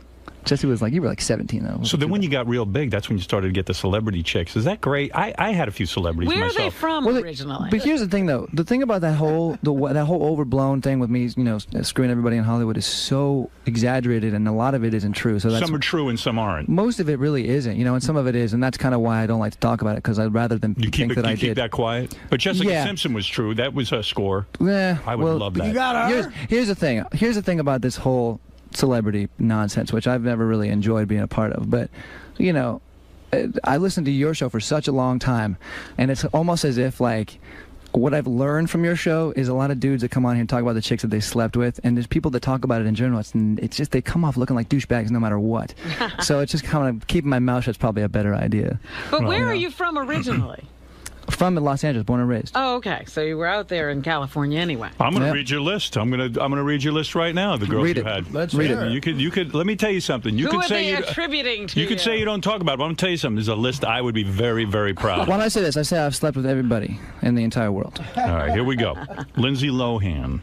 Whoa. I would love that. So it's would too I. young for me. You never had it? So would I. Is it a fake? Is it fake? Just give me fake or real. Lindsay Lohan. Most of it's fake. I can't. It's Most like, of it. It's just. I bet it's Dina Lohan. Yeah, it's the mother. It's the mother. I met Dina Lohan. I think She's I out could of have her gone there. Jessica Simpson. That to me would be a major score. And I don't care, smart, stupid. To me, very attractive. She's an attractive famous, girl. She's beautiful. Beautiful. She's Paris too smart Hilton for you me. had. I will gladly say that's actually not true. Not true at all. No. You know, I've had like 50 guys in here who all said they had sex with Paris Hilton. It's not cute. I don't even know who this is. Maria Shapovalov. Oh, the tennis player, Sharapova. The tennis I player. shook her hand, and all of a sudden we were dating. So that was that's really not true. Yeah, she's really tall. I mean, Yeah, she's massive. Have you ever seen her in person? She's like 6'3". I don't know her. Yeah. And then she had heels on. We played her 18th birthday party, and then they quarantined this whole area, and they threw us into this photograph, and we were like, holy shit! And the next thing I knew, the next day we were dating, and there was all these pictures. Well, you guys do hot that? chick birthday party's the 18th. If somebody, if a dad calls you up and says, "Hey, $1 million, come play my kid's bar mitzvah or something," would you do it? Hell yeah. You would. Why not? Go out and make some money, man. right? It's so rare to make money doing what we do. Period. We've known that from failing so miserably. Right. So hell yeah, and no one knows about it anyway. It's a bar mitzvah. You're done. That's right. And the fact of the matter is that as you say, it's good money, but B, why not? You're a singer. I am Jewish. Why not? Go sing. That's I'll do a it. bar mitzvah. We've done some awkward shit, man. We've done some weird. What's the most awkward thing you had to do? We did this thing like in Utah. It was a wedding rehearsal dinner, so it wasn't even a wedding. There was like 50 people there. Who'd they have for the actual wedding? Led Zeppelin? All right, well, I think Hootie and the Blowfish was playing the actual wedding. They do that shit all the time. Right. And we played. They took us out to this like remote mountain range in the middle of nowhere, and it was like a cowboy theme with a bunch of older people, and we were like, oh shit, this is just going to be weird. But the craziest part about it was that there was this massive setup. Like it was set up for Zeppelin, honestly. It was like a huge PA and crazy, and there was like 15 people there barbecuing and like getting wasted. So we were like, this is really awkward. And then some girl that I knew that from a long time ago that I think I'd hooked up with, like, was drunk, and she was with her fiance, and she got on stage and she was dancing, and we were just like, get me the fuck out of here, man. Wow. But what do you get paid for a gig like that? Can you get $250,000? More than that. More? Well, then what the hell? So Who cares? Go through the embarrassment. Oh, absolutely. I go through it. There's no such thing as buying out, selling out, just buying in. Buying in. No, like I did a gig a couple of months ago for that guy Jonathan Kraft, the Patriots guy, and I was thinking to myself, God, you know, this guy could buy me anytime he wants. Like, I mean, he flew me up on a private jet, you know? Yeah. Well, I mean, this dude that was getting married was so loaded. He had just made a bunch of internet money, like, you know, one of those internet billionaire guys. Right. And he met this chick like 6 months later and getting married. And crazy. Wow. Wow. But we do stuff like that all the time. It's No crazy. kidding. So when you start to make money, does the band have to split it up equally, or don't you two guys make more of the lion's share because you write all the songs? Yeah, well, the way we do it is we do it very deliberately. Like, from the beginning, it's the kind of thing where with bands there's such a weird chemistry, and you don't want there to be resentment, and some people do more than others. And, you know, Jesse and I do a lot of it, especially a lot of the songwriting. So we do it very like, you know, I wrote 75% of the song, you wrote 25%. If the bass player wrote 5%, whatever the case may be, you know. You'll actually break it down. We break it down just because then it avoids any kind of ambiguity, or like there's no gray area, so, you know. That's kind of cool. Let's see. Here's the rest of your list. Kirsten Dunst. True? Nice girl. Dated her? Friend. Friend, okay. That means you had her. Model Kelly McGee. I don't know who that Kelly is. McKee. I dated her for 2 years. So that was actually a model, man. That's I hope she's you beautiful. got her. She's in the video. You haven't seen our videos, but she was in our video for This Love. Super hot. She's beautiful. Natasha Bedingfield. I don't know who that is. And you, Natalie Portman. That must have been interesting. I barely know Natalie, but she's just a friend too. I'm telling you, they love. And Anybody you're with. And Paula Poundstone. Anybody I've shook, anybody I've ever met that's an attractive woman, I have slept with. I can't start any rumors. I tried to at this event this weekend. I tried to stand next to every chick. I'm starting the Artie Paula Poundstone. She's foxy. I'll take it. And then the really scandalous thing is you might have had Jessica Simpson while she was still married to Nick Lachey. That's good. Yeah, but that's not true though. Yeah, you really have a book in you. You know what I mean? And when you're later, that's later on you'll get that. Yeah, that was definitely not true. So. Maroon 5 has sold over 10 million copies worldwide. Wow, that is pretty mind awesome. fuck. I know. That's really great. That doesn't happen anymore, too. I mean, this whole ride has been so incredible, man. Like, what's your take though on the music business now? Because how do you sell albums anymore? No one's paying for albums. It's weird. I feel bad for musicians. Don't feel bad for musicians, because the good part about it is, and the record label's going to love this, but the record business is fucked. Right. The artist is not, because the cool thing is now that the internet, I mean, we have so much to attribute the internet's been a huge part of our success. Well, first of all, the only money you really make from being in a band is touring and radio. Right. So record sale, we sold 10 million records.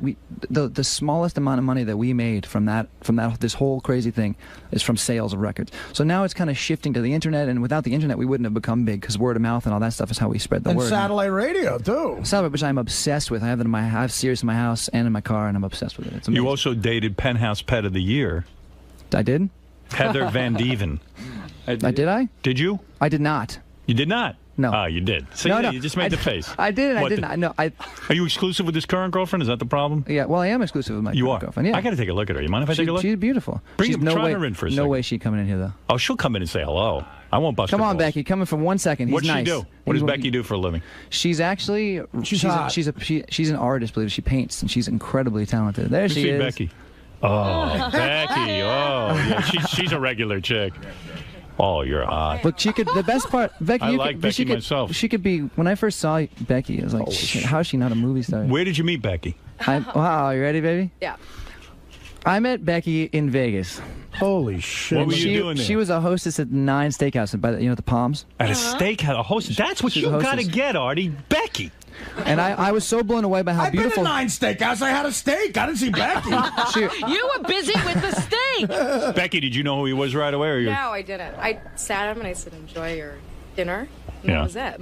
And then she went into the back, and they were all. But you probably thought he was good looking. Hostesses are the hottest chicks. We're supposed to be. I know, at restaurants and stuff like that. So now you're not hostessing anymore. What's the arrangement, though? Do you guys have a financial arrangement? No, not yet. Because if Becky's on tour with you and stuff and hanging out, which is what you want, you don't want to be separated, because that would be a disaster. She's getting used to this whole thing. She's new. Oh, sorry. I'm an sorry, independent girl, you know. Are you? But how much can you make when you're a hostess? What are you pulling down? She pulls down a lot of money right now. Shit, she's working in L.A. What are you doing now? The Roosevelt. Cocktailing. Are you working at the Roosevelt? Yeah. Wait a second. Were you there this weekend? Hold it a second. You're dating him and you're still a cocktail waitress? We're moving slow, goddammit. Wait a second. I got to understand How many years has it been? Hey, I take care of my woman. I do buy her shit. I treat her well. Did you move in with him yet? No. No. When's that going to happen? You got to do what my girlfriend did. What? She said her apartment blew up, and she just said, I have nowhere to live. But that place you live in may burn down, actually. So It's true. Well, look at how hot you. Were you at the Roosevelt this weekend? Yeah. I was there Saturday. I was there too. You were there Saturday? How'd you not notice Did you her? see that couple fucking? Does that happen At the a lot? pool, are you talking about? Yeah. There was a couple having sex. I block it out. I don't. I was at the Tracy Morgan after party. All the time? So do you think? Are you in love with Adam now? I am. You are in love. I am so madly in love with this woman. You are. See, that's the thing. Howard, you go to those places like the Roosevelt. I'm in love with her too, and I just met her. You think you could hit? You think you could hit on a chick like this? She's dating like a rock star. That's the problem. But all right, rock star. You put it out. You're a rock star too, dude. Yeah. What album do I have? No, you got something going on. That's the whiskey talking. Oh. Wow. So what do you think? Why haven't he asked you to move in with him yet? You got to give the ultimatum. I'm always there anyway, and I like having my own place. So what's she's the young. most? Also, she's young. She doesn't want to move in with me yet. How old are you? 21. Oh, you're kidding. Dude. You're 21. That's so fucking hot. That's crazy. I think you're the hottest girl in the entire fucking universe. Do you know that? I'm saying that on the radio, and it's because it's true. And I don't think you're lying. No, I don't think you are. I really do believe I don't it. see any flaws. You guys. Do you parade her around like at a pool in a bathing suit? Every chance I get. You do. Yeah. You like that. She's beautiful. All right, let me ask you a question. She gets in a car accident. Oh my God. And Becky's disfigured. Would you stay with her? You dump her. All right. That's an honest answer. I wouldn't dump you, baby. I would stay by you until the end. Yeah, just say yes. You better stay hot. You would dump me, baby. If you let's say tomorrow, everything went away. I got in a horrible car accident, disfiguring. I looked horrible. Would you stay by me? No, you would not. I'd dump you. You'd get over me. Exactly. Maybe you would try. You would try. What is he to you? He's just some guy. Let me ask you something. Let's say Becky goes through a tough period in her life. I don't know what it is. She gains 20 pounds. Oh, I would love that. I don't give a shit. I You think would she's love gorgeous. that. You're lying. I think 20 There's pounds? no way. She'd be all right with 20 pounds? Are you kidding? She's so little. Fine with Her 20 body's pounds. perfect. 50 pounds? Look at how thin she should be. 20 pounds, she'd be all right. I mean, you know. No. Little curvy. You know what the best part about her, though? And I like I a hate to sound meaty cliche? ass. She is real breasts. She's quick, and she's smart, and she's not a fucking idiot, and she's amazing. Are you That's another witty? thing. Are you witty too? I try to be. Yeah. Are you trying to be an actress or something? Is that why you're in L.A. as a cocktail waitress? She's in L.A. because she couldn't stand being all the way out in Vegas. You know what? She looks like a young Michelle Pfeiffer. That's what she looks like. I agree. You look like Michelle Pfeiffer. I mean, don't agents come up to you every 5 seconds out All right, there? let me give you another scenario. Becky turns 40. What do you do? She's gonna when she turns 40, she's gonna be smoking. By the way, I think she looks like a little bit like Bo Derek, a little bit, kinda. She looks like young Michelle Pfeiffer. By the time she's 40, we'll all be And dead is your sex anyway. life good? Is your sex life good? Or is it the best sex you've ever had? You know what? It is the best sex I've ever had, actually. How is she good at sex? What does she do? It doesn't happen. Show She up? gets what doesn't happen enough because I'm always Becky, you running wouldn't need to around. move for me. I could just finish up. I'd be done. That's good. Did it take a long time to get her into bed, or did you guys hit it off right away? You want to talk about this? Well, What was the time? We didn't expect this to be anything. I mean, I was like, this is. We were like, let's awesome. just listen. I got to Vegas. We were there working. Actually, we were writing music. We had the Palms as a studio, so we were there. And I was kind of on vacation to screw around with my boys and just whatever, have fun, and gamble and shit. And I saw her, and I was like, oh my god, she's beautiful. And then we slept together. We had sex the first night we met. Nice. But the thing is, we didn't expect. The reason why it became a relationship, and the reason why it was such an organic, kind of cool process, is because we didn't expect anything out of it. We were like, whatever. We one night stand, went to Vegas. We both got laid. Amazing. And then we just started talking. Then all of a sudden the next day, I was actually there on her 21st birthday. She turned 21 the day that I met her. Yeah. It was her birthday. So we kind of threw a little party the next day, and then literally every day after that, and every week. See, love is you can't live without that person. But it just shit happens. I'm not a fan of we didn't go slowly or anything. We just kind of started up and if it's never there, stopped. you do it. Yeah. Wow. You must get hit on all the time, though, right? Every once in a while. Yeah, I bet. Every day of her life. I can't believe you missed her. I can't even go there because there's so many I know, douches. it's so funny. I was in the back with Tracy Morgan looking at people fucking. I was trying to get a Jack and water. You're always in the wrong place. The waitresses there are too hot. You can't get a Jack and water in that fucking place. What kind of shoes are you wearing? You wearing hot shoes? Boots. Yeah, you know exactly how to dress. Yeah. You don't want to hear the best part? She got off a red eye about an hour and a half ago. I did. Really? So this is you at your worst? Yeah. Can't imagine. I have to see you at your best. She's the hottest chick we've ever had up here. Oh, will you stop? How much? Go ahead, Artie. Do your rap. How much money? I can't now. The guy. That's an If he wasn't here, I would offer you. Good for you. 50,000. So do you think there'd be a marriage? Do you think that you would spend the rest of your lives together or something like that? Well, our relationship was kind of founded on this anti-relationship idea, but it's now turned into a real full-fledged relationship. You're a couple. I don't think either one of us is thinking about getting married right now, but I'm certainly madly in love with this woman. Well, honey. Becky's too young to get married. I'm not doing it for her. She's too young. Listen to this guy's life. Prep Well, how school, old this are broad. you? How old are you? I'm 28. Oh, okay. No, that's okay. I got 7 years on. That's not creepy. That's a good ratio, You though. haven't gotten to the creepy No. ratio. And also, that's. You ever see these guys date girls 19 years younger than them? That's creepy. If there's any justice, in the next life, he'll come back as like a slug or me. You have it too good. You have it too good. Oh, yeah, listen. Not a day goes by where I don't pinch myself. Becky, you want to sit back here? Yes, I do. Sit back Let's here. sit with Artie. Yeah, make him like our sit on band. the couch you can right over there. The chair's not here today. It's here when Levy's here. It's not Becky, here sit down right there.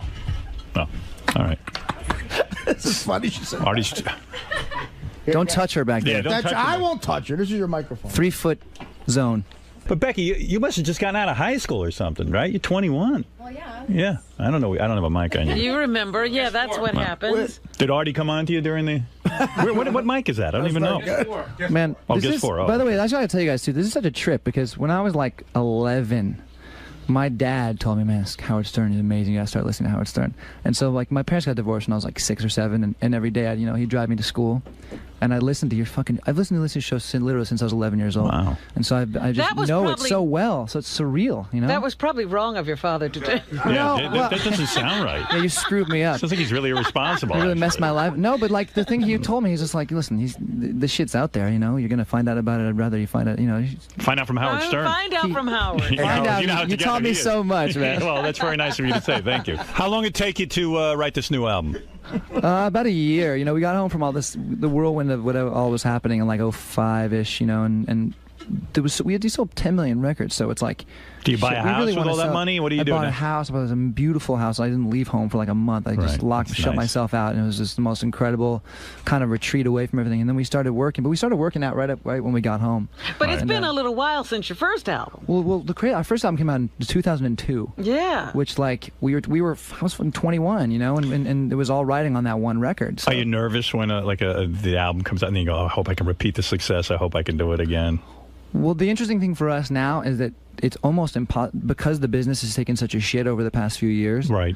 Like, there's nothing. The sales are just down. Yeah. Even if now, even when we got really big, you know, now selling almost as many records is basically the equivalent of selling what we sold originally. So like, you can't judge it by numbers and all that shit. I get obsessed with the numbers and think about it because now we're in this game and all the stuff I never used to think about. Right. But. Shit, we sold 500,000 records last 2 weeks ago. That's nice. Like the record's doing great, and people love it. So like, there's nothing else to be worried about here. Yeah. Do you think on the way out we can touch Becky? Now Becky, you're maybe Becky, as hot as you are, I'm sure no guy's ever dumped you. I'm sure you do the dumping. Oh yeah. Yeah. Are you ever afraid that you'll lose Adam because of his success and fame? Are you fearful of that? I would hate for any of it to end, but you know. I'm not going anywhere, I promise. I'm so into you. I love you. I know she hates when I say that. What do you love about her most? Are you a leg man? Are you a breast man? Are you a vagina man? I'm a vagina man. I mean, well, here's the thing about her. She's short. She's not a tall girl, but her proportions are so perfect. She's like the most perfect miniature I can't argue with you. It's like, no, I love it. Someone's a midget, but I like it. Works for you. No. Look at the difference How tall are you? She's 5'1". Right there. 5'1". I like that, though. I like 5'1". It suits you well. No, I wouldn't want her to be any tall. I wouldn't want you to be any different, baby. We don't want you growing. You grow an inch and it'll throw everything off. Well, I told her, I said if she was like 5'10", I'd probably be terrified of her. What's her worst physical feature? I don't see any, but None. I don't see any flaws. This is like the one I'm telling you. I can say this with certainty. You are absolutely perfect. She is. There's nothing to criticize. You have the real the or face. fake breasts? Real. Real. And also look at her nose. People cut themselves to look like that. Was that a nose job? No, perfect. I was born with this. That's why chicks hate her. Are you from LA, Becky? No, I'm from New York, actually. Oh, really? Yeah. What part? Upper East Side. I was in Connecticut before I moved out, but you got sisters? I have a twin sister. Twin sister. What about Uncle Artie? The plot thickens. The plot thickens. Yeah. You have a twin. Does she really look like you? We're fraternal. She's brunette. Pretty much opposite. She's hot as you? I think she's smoking. Yeah. If she's opposite, she's ugly. Oh, she's ugly. Who wants the opposite of you? She's the brunette version. Hook us up and I'll crowbar Maroon 5 into every show. Do you think you could ever finagle both of them in bed together? Oh. No. Absolutely not. That's some Jimmy Page shit. I don't think so, no. You and your sister ever experiment on each other when you were young? No? Here we go. Classic Howard Stern, baby. I told you. This is good. This is great. And no lesbianism for you, huh? Never tried it? Have you two ever gone after the same guy? Oh, that's a try. You had a try. Oh, no. You kissed another girl, didn't you? Nothing fancy. Nothing. All right. You've messed around. You got to make that happen. This is great. We should stay here for like 3 hours. No college for you? No college? She doesn't need college. She did 2 years of college. I started. I haven't finished yet. You don't need to finish. There's no need for you to go to college, believe me. Oh, my Not the way you look. You've got your degree. You got a degree in beauty. Thanks. You're going to get your MRS degree with Mr. Moneybags over here. That's called Mrs. Degree. You get the MRS, right? Well, what kind of an artist are you going to be? I'm not sure. I paint now. I like painting, so we'll see. She's really good. She painted Artie a portrait will of... buy a painting. What about that tennis ball art? By the way, the hardest thing, too, when you're in a relationship with somebody and they're an artist or they're a singer, I mean, she was relieved when she ended up actually really liking our music because she really didn't want us. She didn't really want to hate us because then she would have felt that would have been bad. Oh, yeah. But she loves our music, and actually, she painted a portrait of my dog. I have a golden retriever. It's like one of my best friends. She's the coolest dog ever, and she sorry, that's fucking nerdy. I can't believe I said that. She painted a picture of my dog, and that's kind of a delicate thing when someone paints a picture of your dog, and she's so talented. It was just like the most incredible thing. Yeah. You what 2 years out of high school? What? I'm That's like 22 in a couple weeks, so 4 years. Are you 4 years? Yeah. 5 years now, I guess. Do you ever put on a schoolgirl outfit for lovemaking or put on outfits? No, I just take outfits. Lingerie. Yeah. You do lingerie. She doesn't need it though. That's the thing. Every time we do, I get lingerie. I'm like, what's the point of this? Here's what scares me though. How many guys did you go out with before you met Adam? I mean, you're young. She was a virgin. None. That's my point. I'm saying, you haven't really experienced a lot. How many men did you have before Adam? Like 1 or 2 or It's okay, or 5? baby. You can be honest. It's like couples therapy. It was Vegas. It was fun. I mean, 5. Oh, La la la la la la la. Okay, shut up. I don't want to hear about this. Well, you don't listen to two guys? Or? You slept with nobody. You were a virgin. You I were was a saving yourself for me. That's how. How old were you when you had Clooney? Clooney, Jesus. Is that contagious? I mean, you don't know if Adam's good in bed or not. You haven't had enough men. He might I've had enough He to might know. suck in bed. You've had enough to know. That's all we need. He's That's all we need to go. That's as far as we All need to right, go with okay, that. whatever. I've never. She was my first. Hey man, how was that? Did you have a good time? Oh, so fun. Surreal. Are you a big fan like Adam is? Yeah, I am. So is it a little cool to be nerve-wracking playing, you know? No, but it's not like other radio stations we do. It's definitely got like a much bigger vibe than anywhere else, so that was fun. Thanks. Cool, man. Thanks. Adam, was that cool, man? Getting to meet Howard and just mix it up? Man. We're such big fans. Long time coming. You dragged your girl in there, though, man. I mean, wouldn't you? She's beautiful. Yeah, definitely, absolutely. No problem doing that. How's she doing? Can we check in with her, or does she not want to be on She probably camera? doesn't want to talk to the camera. But Okay. you can bug her. You can probably, it's a free country. You can do whatever you want. Now, you mentioned, you've been a huge fan for a long time. What was it like to actually get in there, be in the studio, not hearing him on the radio? It's great, but it's such a cool place too. I've never seen a studio quite like that before, so it was awesome, man. It was good times. All right, man. Well, thanks for stopping by. All right, man. Thanks. Good luck with the new album. Cool. Becky, you all right? I'm all right. He dragged you I through just thought for of a... Becky in the green room like this. Don't fuck up. I know, I'm going. No, he did good. He did good. He did great. Thanks, baby. He said all the right things and everything. I know, so it was I good. do that. Artie can't steal you away? No, I think I'm taken. Yeah. I'm happy actually that Artie likes you because now maybe he'll like our music more. Because he'll think about it fondly. Yeah. His experience. Yeah. And he'll think about how you He are. was sweet. Maybe you're the reason. Oh, is that it? Yeah. Oh, see. Was it I hard knew I when was here for a Howard? reason. Was it hard when Howard was reading the list of women he supposedly slept with? I know most of it. She's heard it all before. Yeah. So it was nothing news new. to me. It's not Yeah. a surprise. So. I've dealt with it already. How was it being on Howard's show? It was fine. I was not expecting it. It was warm and sweet and fun. Yeah, it was cozy. It was great. Yeah. It was cozy. It was actually really cozy. I wanted to hang out for longer. Did you? It sounds like you listen a lot in your car. I listen all the time. Well, I got serious, so I've always really been a fan of all the satellite radio stuff. So Right. I'm on board. Good. Yeah. Well, good luck to you. Awesome. Thank you.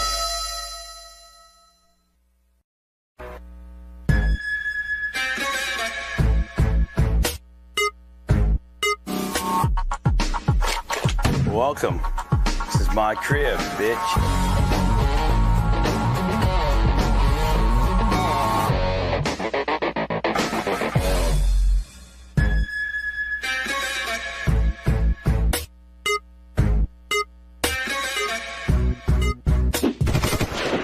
Basically, this is my crib. I built it about 6 years ago, me and my partner, Richard Fabrizi. I wanted to build it the way I like things, so I put a gym and a theater and a bunch of cool shit. This is my living room right here. This actually is the most non-used room in the entire house. It's like for show kind of deal. We have Christmas in here, and really, this is a lot of square footage that I could like have like a mini go-kart track or something if I had to do it over again. But you can't do good resale on that deal. We got a big $65,000 fish tank, 426 gallons salt water, huge, big, obnoxious. We got, of course, an art niche. I can't just have like a piece of art like from Moet or one of them fancy dancy kind of deals. So I got the guy that I like to pay the most homage to, Brett Favre, big ass family heirloom in the Klim grandfather clock deal. Gotta pay a little respect to the man, 9-time Billboard Award Radio of the Year guy kind of deal, some other stuff. This is the kitchen. I like the kitchen. It's big. See, kind of echoey. Hello! Hello! Hello! Big bar. You can sit 8 people down. 2 sets of knives. Big, huge, burnerless cooking top. Typical, you'd think being married I have a little bit more stuff. Oh, I know what I got. Good sponsor, me and Howard TV. Carson's Ribs. Gotta have good sponsors. You gotta have ketchup, kid. And protein bars. That's all I need. Yeah. Red Bull. Love it. So you can basically see the kitchen. It's pretty self-explanatory. It's huge. It's big. It's outlandish. It's nice. Let me take you into a room that I like. This is in the middle of the night when I'm all drugged up on Ambien and stuff. I always find myself in here, the pantry. Usually I got Cheetos, sunflower seeds, manwich things. I was trying to lose some weight and do some Nutrisystem shit, so there's some Nutrisystem stuff in here. This is where Craig the Bulldog keeps all my maintenance man keeps all his cleaning supplies. All his brooms are hung here. I'm very particular on the labels facing out, and I'm very particular about all my cleaning products labels facing out too. I think it's my ADHD or whatever they call I have.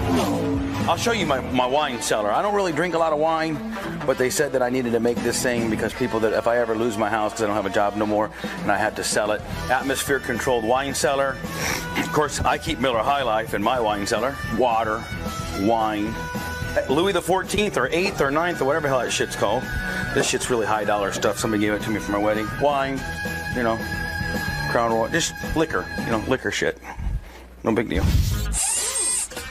This is off of the living room. This is another never used room. I had Thanksgiving dinner in here. That's what Hogan got me for my wedding. This motherfucker was like $8,000. This vase that Hogan got me was like $8,000. I would just like to have the cash, to be honest with you. And then that plate was like $3,000. Fucking waste.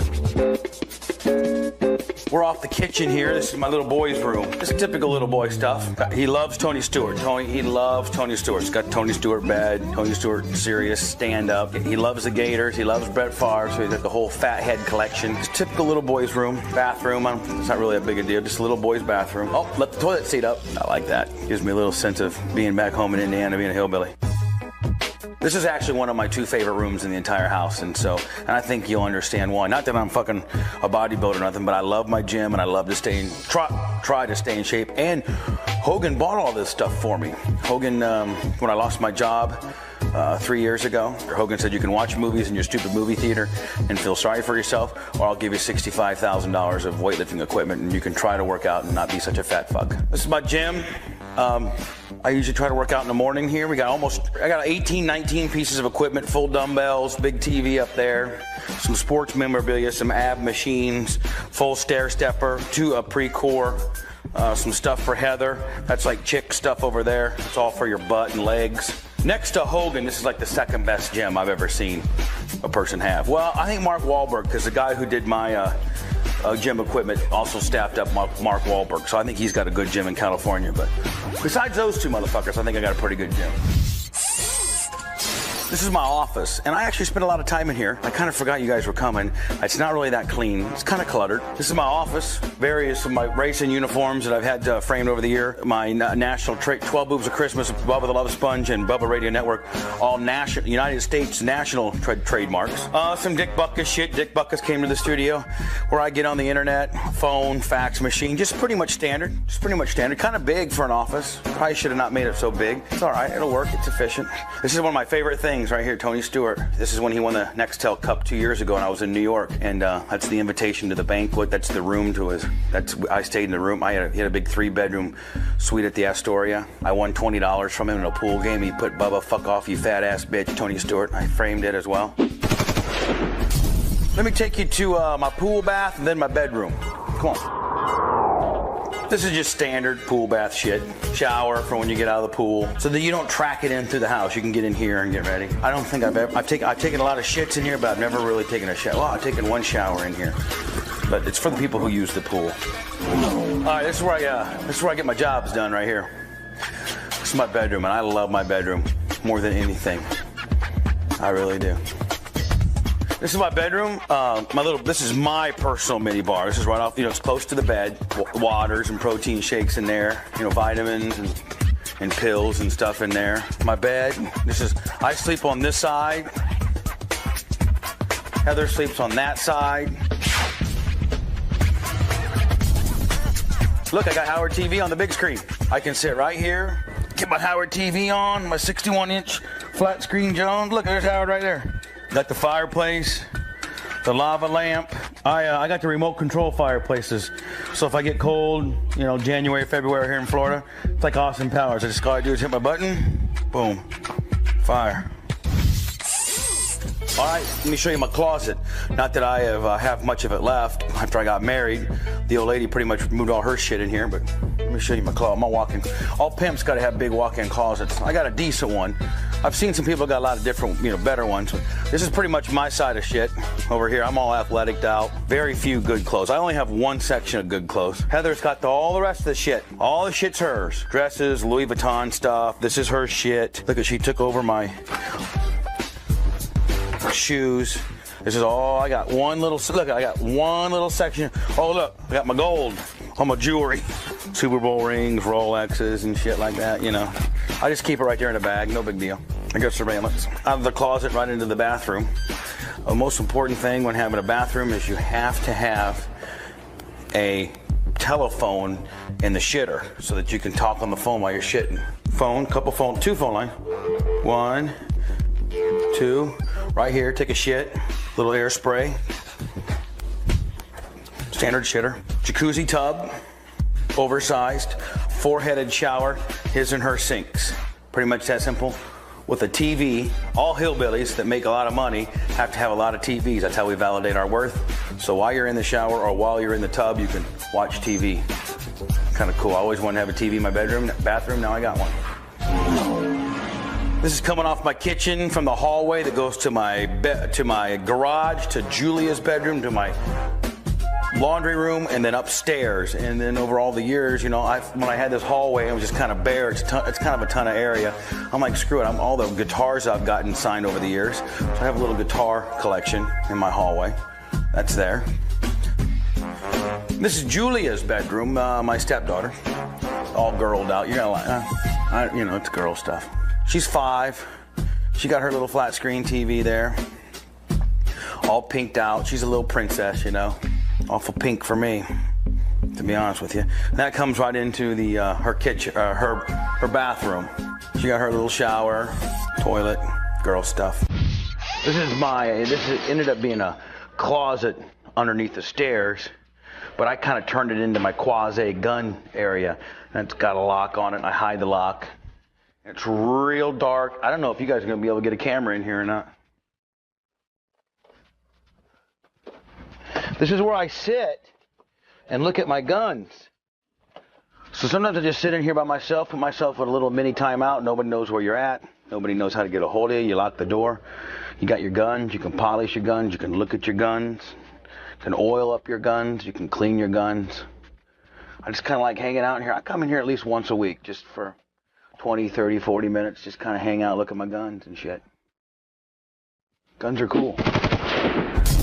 All right, we're going upstairs to see my guest kitchen, guest bedroom, and my favorite area, my theater. I don't really come up here a lot, to be honest with you. On Sundays for football and NASCAR, that's it. Once a week at its best. I never come up here. One time, Heather and I got in a fight. I slept up here. Other than that, that's about it. This is my bedroom, spare bedroom. Tony Stewart just got done spending the night up here a couple days ago. Nice little area for guests. They got a bedroom, and then it goes right into a kitchen.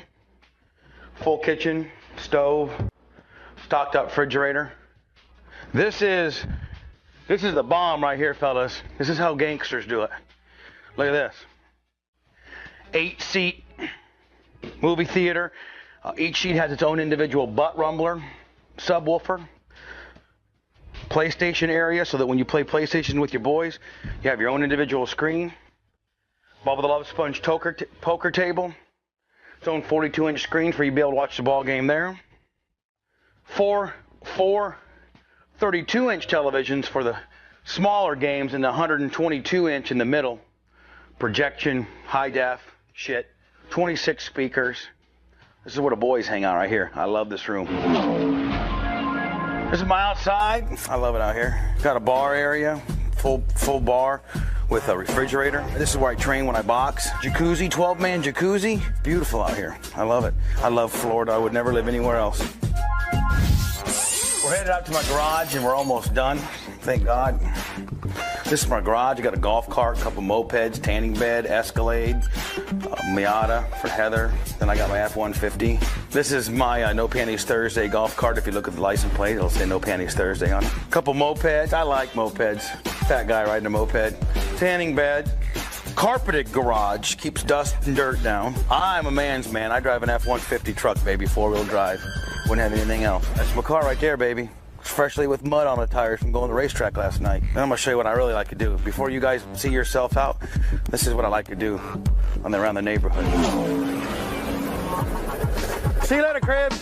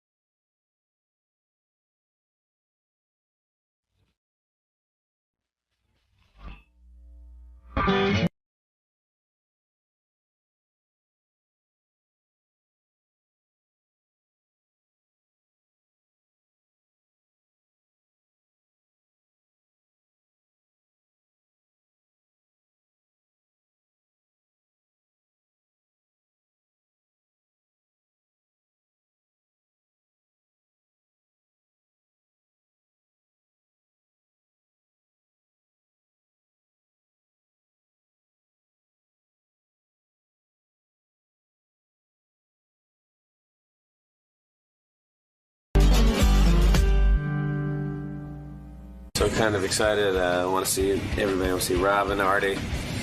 Got to see Howard. Saved my life to get the Sirius Radio and listen to him finally. He's back. Even though Sirius Radio is very hard to hook up. I mean, I don't know if you've done this. I mean, obviously you have wires all over your house. It's a big pain in the ass.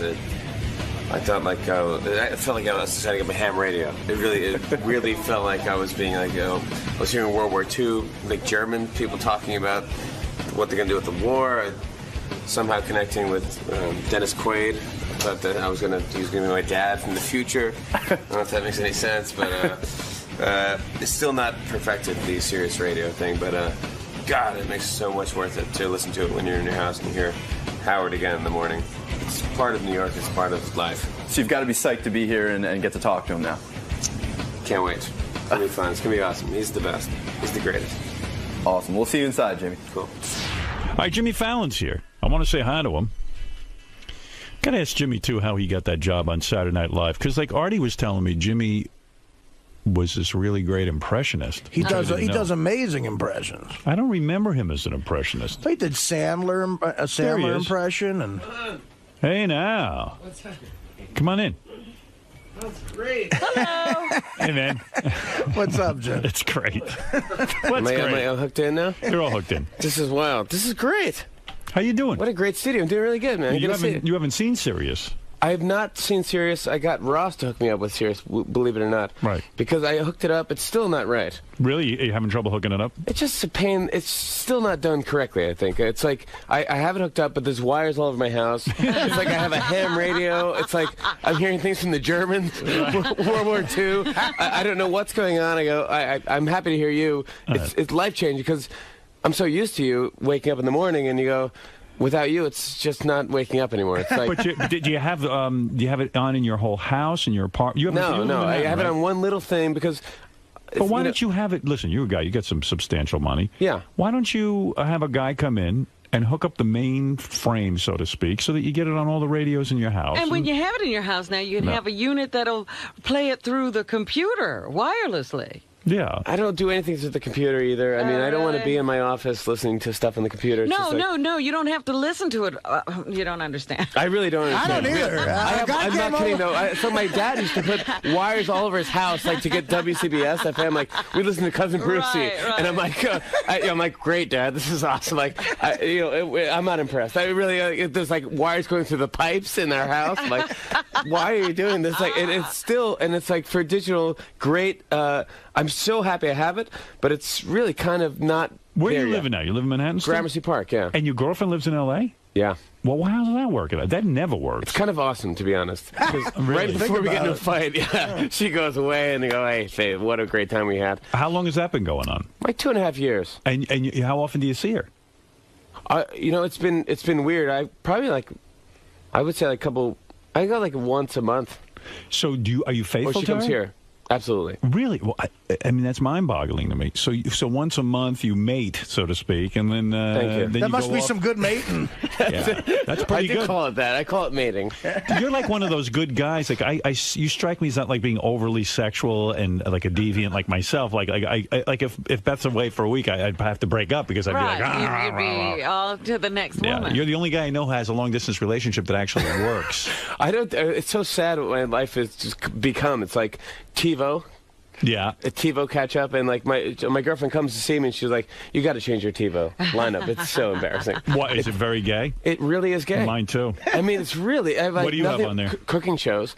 Yeah. Oh, that's real gay. Off the charts cooking shows. Yeah, I mean, I've got like American Idol. I mean, I know, like, I'm referencing Alton show. Brown, and like people are like, "What?" Like, dude, I can't get your jokes. I mean, you're referencing people I don't have any Nobody idea. else watches. But you're like honestly, I mean, when you were on Saturday Night Live, you were the cute guy on Saturday Night Live that all the girls love. I can't imagine that you don't go around and chicks don't sort of come on to you. I mean, being honest, I'm sure that it's difficult to be in a relationship when you have your degree of fame and once a month. I think once you find out, it's like as you know, when you find someone you like, it's like well, it's like that's the one you want to do, and it's like, well, it's kind of fun. It's and it never occurs to you like a weekend you go, hey, I'll go over to Scores and maybe have some. I never liked strip clubs. Really? Ever. Well, you're highly evolved or something. I don't know. I never enjoyed it. I remember like going to a comedy club and the owner's like, I'll take you out. We'll go to a strip club. I'm like, okay. And we went out. It's me and the owner, and like some girl's like putting her boobs in his face. I'm like,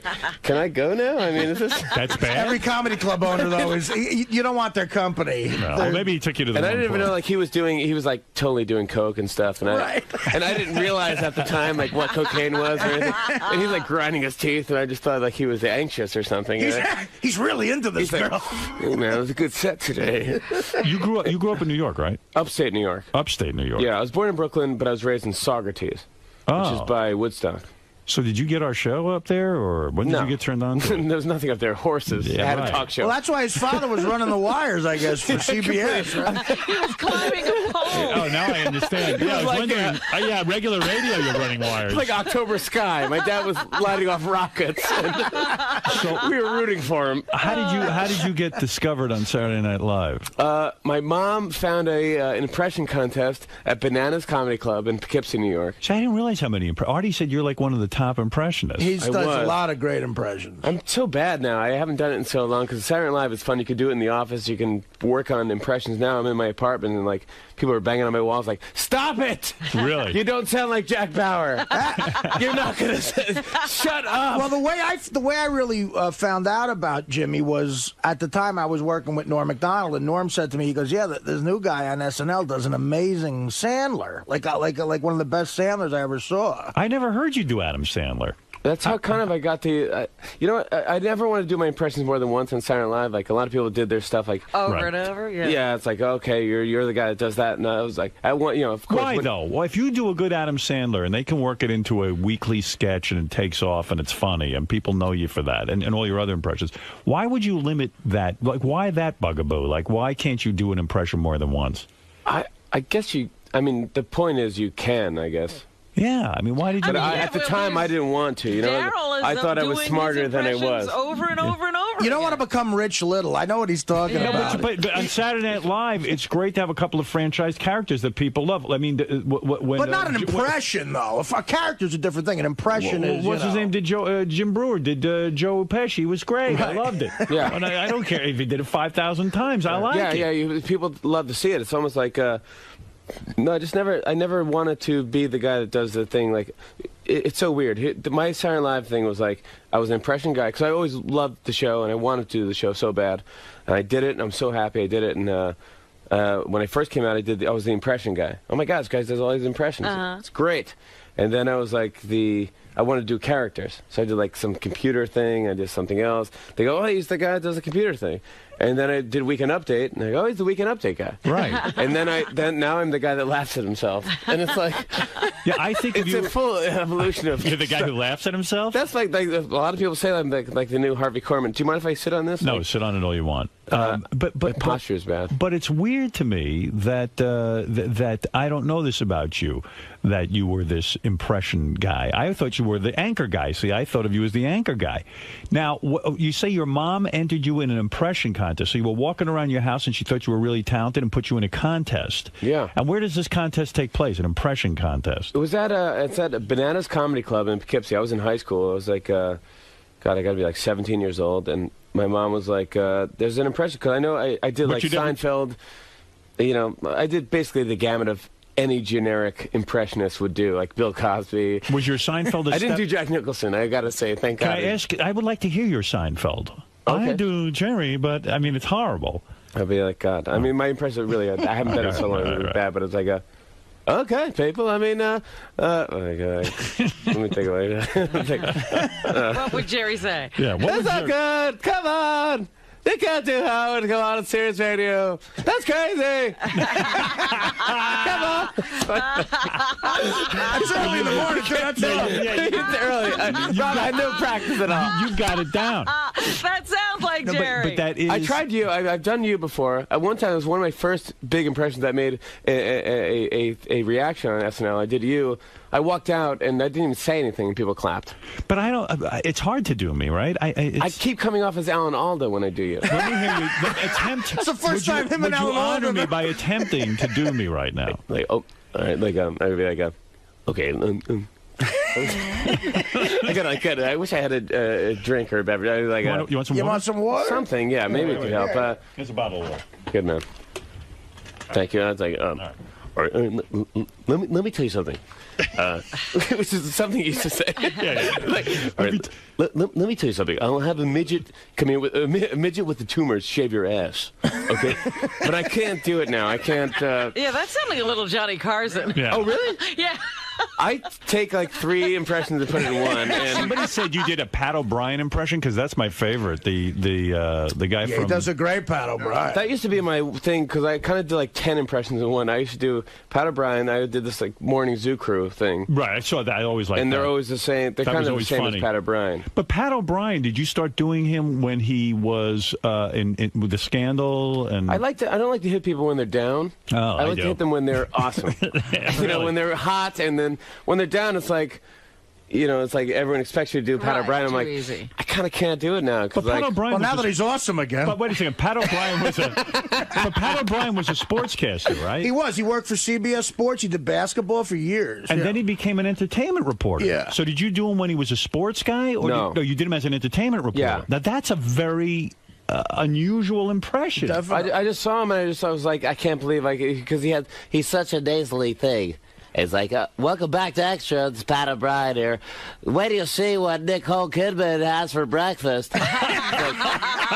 And why am I staying? Why am I staying tuned to this? Like, I really, she eats Weetabix. Like, okay, that's not weird Australian breakfast. So you went around doing these impressions, and your mom. Now you hadn't been a stand-up comedian or anything, and your mom all of a sudden just says, "Hey, you're so good, I'm going to put you in a contest." Well, what happened was, it's like, I mean, well, we're in Saugerties, first of all, so it's upstate New York. It's like you don't have much entertainment to do there. I mean, you got to kind of make your own thing. And she was like, "Well, check this out, Bananas Comedy Club." So I was like, I had a troll doll. Someone gave me for my graduation, which is probably the worst gift you can give anyone. Troll. You know, like troll with a graduation hat on it. It's like, what am I going to do with this thing? Right. Put it on my. I don't have like tchotchkes or whatever it is. It's just annoying. So, anyways, I got that, and I go, well, I'll make it into a thing. I made it different people doing a commercial for the doll. Right. Yeah, that was good. That was my thing. So I did like Bill Cosby saying like, you know, the troll. Everyone does the Bill Cosby. No, wait. That was good. Why do you stop? Why do guys who do impressions stop there? It's so weird. My friend told me that the other day. Like, you shouldn't stop. Yeah. Why do you get self-conscious when you do it? It's because you know. To be honest, everyone does Bill Cosby. What did the what? Yeah, no, but not like you just did. That was going somewhere. Where does the how does Bill Cosby sell a troll? You know, the troll dolls are good, and when you get to the dentist and you have the lip hanging down, and you got to put your lip in your mouth and it's in your pocket, and you walk Were you scared out of your mind the first time you got up on a stage and started doing Bill Cosby at 17 years old? I ran through it so fast that I have it on tape, but I swear it's got to be maybe 2 minutes long or 3 minutes long. I ran through every impression. And you won the contest? I won. It was like $100 or something. That's exciting to you. Some DJ gave. Had you ever considered being a professional comedian until that happened? No. Wow. And then all of a sudden you said, well, maybe I could make some more money doing this. Yeah. I wanted to be on Saturday Night Live secretly. I mean, that's like kind of my dream when I was a kid. I'm like. That was your ambition? Always. To be on Saturday Night Live? I just always wanted to be on Saturday. My parents watched it, and I thought it was such a cool show. It was so funny. It was kind of like. It just felt cool to me, like, oh man, like these guys are. What were the years you'd watch them? Were you? I don't Eddie know Murphy years. Was Eddie Murphy years was big, and then of course the Dana Carvey, Mike Myers. Those years were like Phil Hartman years, like it was in like the late '80s. 90s. So you never even saw the Belushi, the original? I did. Oh, you did? Yeah, I see it with my parents, but I was born in '74, so I think that's when the show's. I'm the same age as the show. Right. You know, so when I turn 33 in September, the show does. I see. So I know that's how I. But I used to watch it on like repeats, and my parents would. They used to do something on Saturday nights where it was like a repeat. But I used to do. Me and my sister would do the Czech Brothers. We dress up my parents' outfit, and like we have to go to the Statue of Liberty to get birth control devices. Someone told me though that now, even in your life, when on Halloween you dress up as Artie. Is that true? As Artie? No. Yeah, I read that. I swear to God. Wait a second. How do you dress up as Artie? I don't know. He'd have to really eat a lot first. Hold on, I'm not going to. Oh, here. Jimmy says he attends the same Thanksgiving party as Artie every. I thought it was you dressed up as Artie. Oh, no. We go to Nadia's party every. Sure. I thought I had a good. I go, man, that's the most original thing. I don't dress up for Halloween. I've stopped doing it. Because the Thanksgiving party as Artie, same as Artie. No. I read these notes very fast. Me and Jimmy act. This is. I don't know if I want to announce this because it's a good kept secret, but on Thanksgiving Eve, a friend of ours, an actress, throws probably the most amazing party you're going to go to all year. It's downtown Manhattan, and it's just so much fun. What do you mean? Who's there? You know, me and Jimmy. There's a lot of shots of Jägermeister. A lot of drinking, a lot of hot broads. Heather Graham's a regular. Wow. Who's the actress who throws it? She's one of my best friends. Her name's Nadia Dajani, and I met her in the days when I was on Fox years ago, and she's very pretty, great girl, and she always has a Thanksgiving Eve party. It's kind of a unique thing. And you haven't snagged Heather Graham yet? No. Why aren't you banging her? Silly. I don't know why. Hit her head into Don't the ask me. Jimmy's had her, I bet. Very good. I mean, it is worth it, Artie. I mean, you should really. Should I get into that? You should give it a shot. There's a lot of. It wouldn't be worth. You know what it is? There's a lot of comedians, a lot of stand-up comics who aren't necessarily well known, but very funny guys. Fun guy. Dave Attell is always there. Dave Attell is good. You know, Jeff Ross, and then there's that faction, and then there's like, hot chicks. There's hot chicks, and then there's like Ethan Hawke is there a lot, you know, and he's kind of standoffish. Well, Ethan Hawke pretty much is anywhere there are hot chicks. Yeah, right. Yeah, he's in waiting. You know why Ethan Hawke is He's a good dude. I like Ethan Hawke. Yeah, I never really talked to him, so I don't know. You're like Mr. Positive guy, though. You don't have any feuds, or you don't hate anyone. I kind of am pretty. Jimmy's a nice guy. It's hard not to like. Jimmy's got the nice guy thing going. That's what I was saying to Robin. It's like Jimmy had the nice guy thing, the good-looking thing, the movie thing. You're going to be the next Adam Sandler.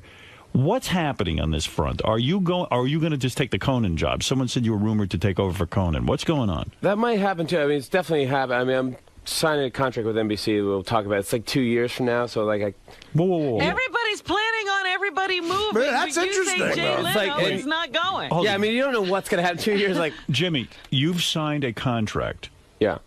Already with NBC. Yeah. That says if Conan O'Brien, when he switches and takes over the Tonight Show, you will take over Conan's time slot. It's kind of like that, but it's tricky. So it's like TV stuff. So it's like, I think the more contract is like, I signed a contract to not do late night anywhere else. Wow. So they're holding you. So you're getting paid right now. Right now I'm getting paid for like waiting. For not doing a... I mean, who knows what's going to... I mean, honestly, Leno might go, I'm staying. I mean, I don't care. I mean, I was like, well, sure, okay. But isn't it funny that here they've never seen you do a late night television talk show? and yet they are paying you. They're so, they got to have They need the next person, They need the next person. Did they ever give you a tryout? Did you ever have to rehearse? Did you ever go to Conan's show on the set and pretend to be Conan O'Brien or something like that? No, I substituted for Letterman once. I see. It's very hard. But it must have gone well because... It went okay, but they give you the pre-interview thing, right? Mm-hmm. And I had this girl... Kristana Loken was the girl. She's a model. Oh, she's super hot. Yeah, she was in Terminator 3. So Terminator 3. So they sent me this. They give me the card. They go, we asked her questions. She says she did martial arts. Ask her about martial arts. I go, okay, great. So we're come back to the break. I go, hey, good, guys. See how you doing? So you took a lot of martial arts. She went, no, I don't. Yeah, and she goes, no. What? I mean, is it like when I go... Come on. She goes, no, I don't. I did a lot of mime class. Mime? Which is a better interview, but it's like, where'd I go? So I go, wait, so, I'm sorry. So you went to mime school? Absolutely. What kind of action movie is this where it's like pulling the fake window open? Is it pulling the rope against the wind type of action movie? How do you how do you get horrible information like that? I mean, do you say to them... That's a major fuck up. Like, I'm supposed to interview this girl. I don't know a thing, and you tell me she takes martial arts. How did they get that? Apparently, she must have said something, where the segment producer's going, look, Dave's on vacation. I'm on vacation. I'm on vacation. It's like when I say you, I understand you dress up as Artie Lang every... kind of, yeah, exactly. You know what I'm saying? We have our moments. I read it wrong. It's like, well, I mean, I can't blame him or her, but it turned out to be probably the best part of our interview. Well, he did Weekend Update, and he did a really good job hosting those MTV Awards, a couple of times. And, I mean, that's got to prove something. But it's hard to host the MTV Awards if you're not going to trash some celebrities. You've got to be willing to do that, right? You have to do it, yeah. It's I think it's kind of lost its magic because there's so many award shows. It's like, I don't even know what's what anymore. Like, the daytime Emmys. Do we really need them? I mean, you should combine them all into one. The Tony Awards, I saw like Zach Braff was there, and it's like, why? Is that going to bring the ratings? Is Scrubs going to Broadway? That's what I'm thinking. It's like, we're going to cut you. We're going to... So how did you get to Saturday Night Live? I don't understand. So you do this thing at 17, then do you go around to comedy clubs and get discovered? Yeah, I went to... So I started my thing. So I started doing, like, all comedy clubs in the sticks. I was in, like, Poughkeepsie and... New Paltz in New York, and just going on, and I was emceeing a lot, introducing other comedians, which is another. You have to do it when you're a comedian. You have to introduce. That's part of the gig. It's the worst thing ever. And I've done Bananas in Poughkeepsie. That is a horrible. That's the most depressing structure on the planet. Explain to a non-professional. Why is it a terrible thing? You're going to understand this completely, I think, and maybe Jimmy has a different point of view of it. Because when you want to be a stand-up comic, you're so self-centered in a lot of ways. When you're the MC, you got to pay attention to other people. You know what I mean? And you got to say nice things about them. And you got to learn about them and sometimes they give you. It's very difficult to do that. They make you introduce them too. Like they give you a thing like. Just let everyone know I opened for Frank Sinatra. Right. And God forbid you fuck that up. And it's like, you mean this guy for the first time. Give it crabs at ventriloquist. So it's a terrible thing. It just is. Give it up for Larry and Bill. It's like, hey, everybody. So like everyone else, you go out on the road and you start to develop an act and you get 10 good minutes and blah, blah, blah, blah, blah. I had 10 good minutes tops, and but I had a 40-minute act. And and I went and... and who sees this act so that you get... My friend Peter Islin, who... worked at Metroland in Albany, New York. Right. I was going to school in Albany, and I did comedy at my college, and I gave him my tape and my headshot. He was leaving to L.A. to be a music manager, and I go, take care, good luck, and here's my headshot and resume. If you see anyone, let me know. That'd be awesome. And he showed it to somebody, and they go, dude, this guy's great. Oh. Let's bring him out for pilot season. And this girl, Randy Siegel, who was my manager at the time, things change. And why did you fire her? You know what? It's she wanted to do other things. I think she didn't want to be manager anymore. She wanted to do like more producing stuff. Okay, all right. So I was like, but I've been through everybody. I've tried managers. I don't know what they do really, but I.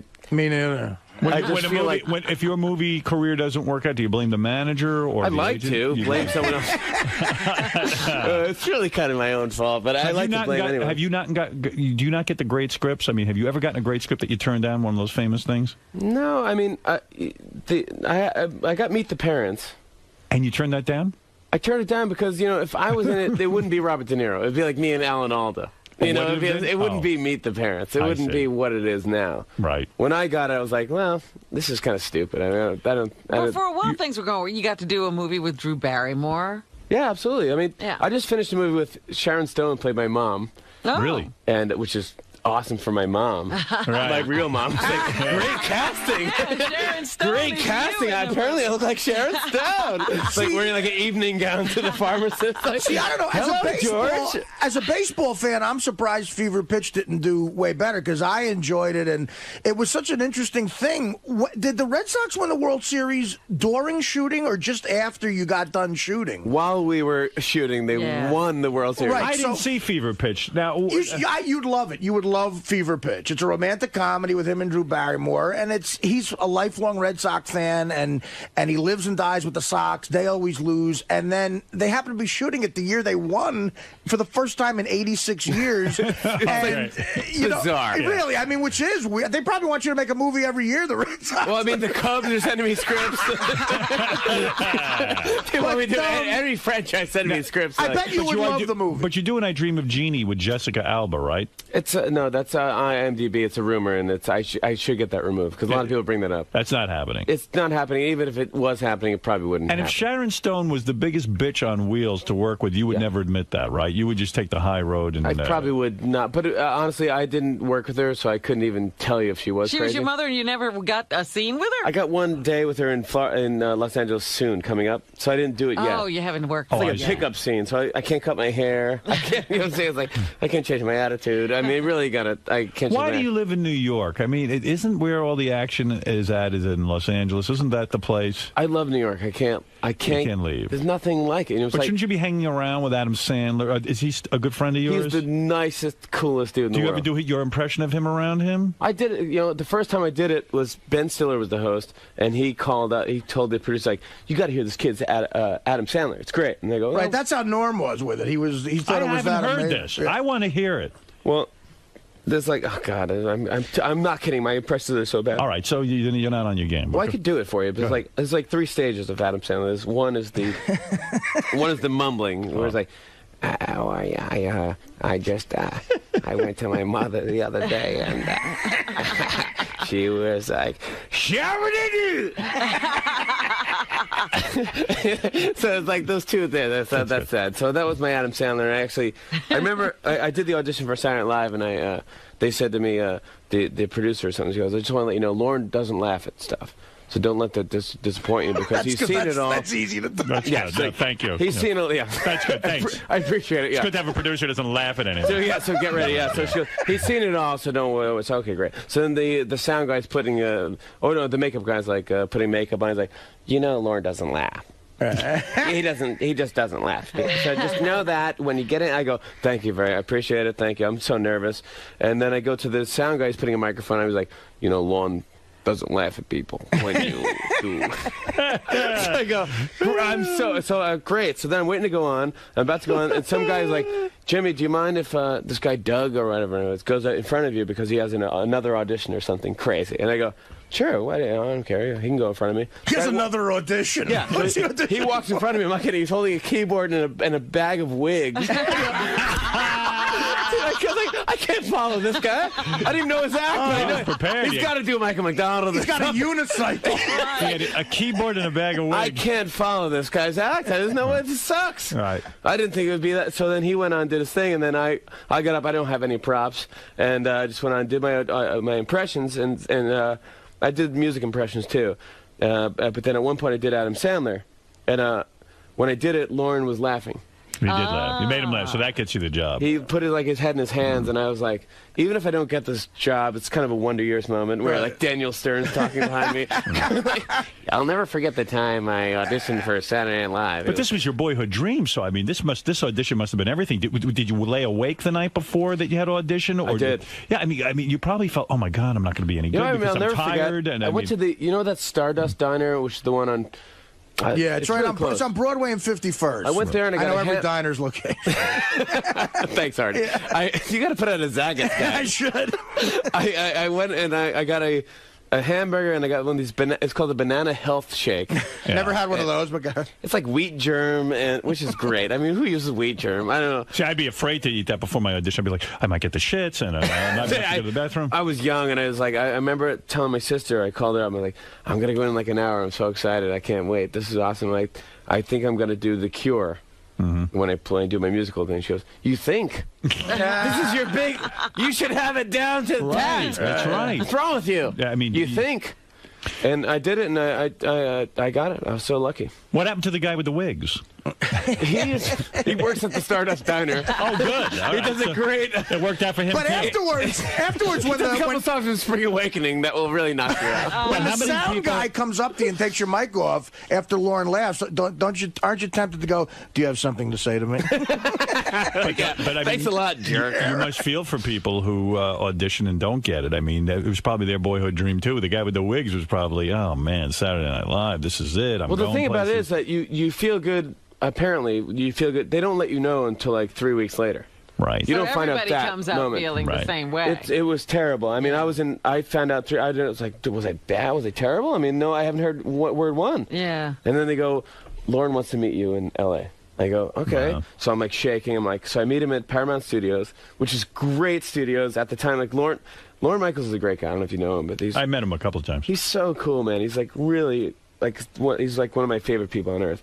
And he goes to me, the thing I like about Paramount Studios is you can walk outside and you can see like, a Star Trek guy walking around having coffee. And he's great. He loves Paramount Studios. So I leave after the meeting and I saw him like getting two guys from Star Trek smoking a cigarette. Like, it was so kind of cool. Like, okay, this is Hollywood. That's like, Hollywood. They have like the fake ears and stuff. And then smoking a cigarette. And they go, well, this is awesome. Now, what is this song you have today? What is going on? What is going on now? As I was doing this movie, I thought I wanted to do something for the troops or something because it's frustrating sitting at home watching Hannah Montana and going, life is good. I want to do something for the troops. I have no idea about politics. I'm a moron. I don't know what's going on in Iraq. I don't know what. Did you vote in the last election? I don't remember if I did or not. Yes, you know if you voted. Have you voted before? I have.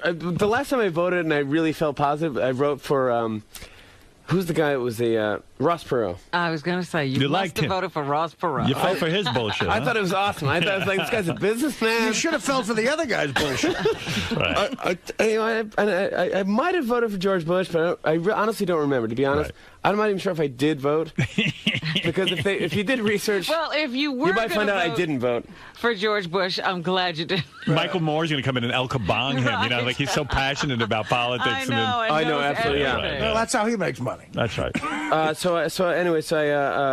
I figured I'd write a comedy song, and if you download it off of iTunes, the proceeds go to this place, Fisher House, which is kind of like Ronald McDonald House for wounded troops to come back from Iraq. Kidding. You know what I wanted to ask?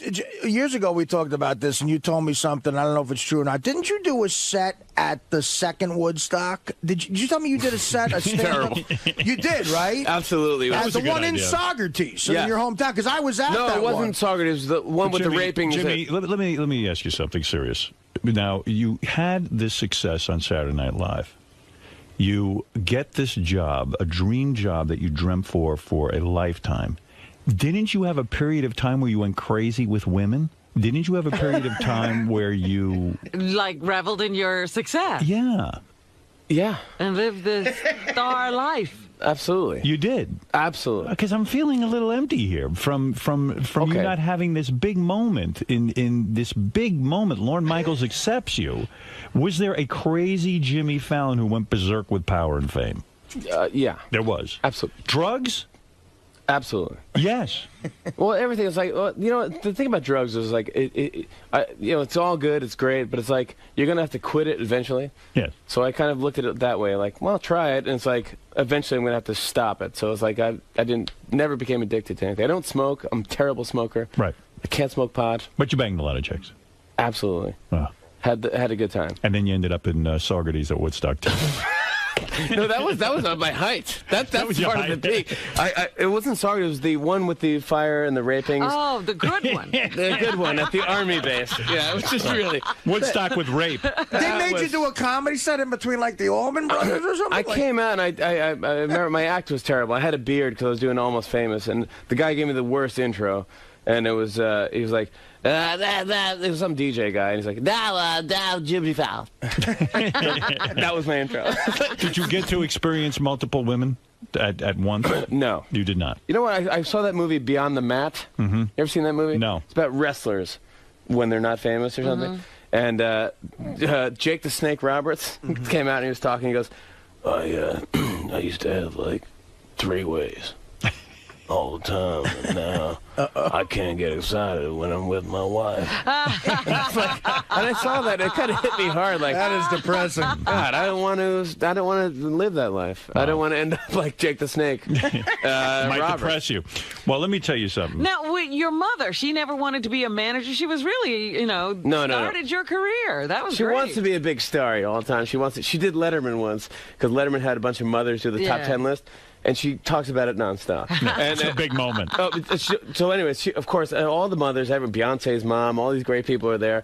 And Letterman gives a rose to every mother when they're done. And he's like, good job, good job, good job. He gets to my mom, he goes, good job. She goes, what? Say it again. What? What are you saying? What do you think he's going to say to you? It's like, what? The song is called Car Wash for Peace. Yeah. Jimmy Fallon's song, Car Wash for Peace, is available on iTunes. And he's going to take all the money.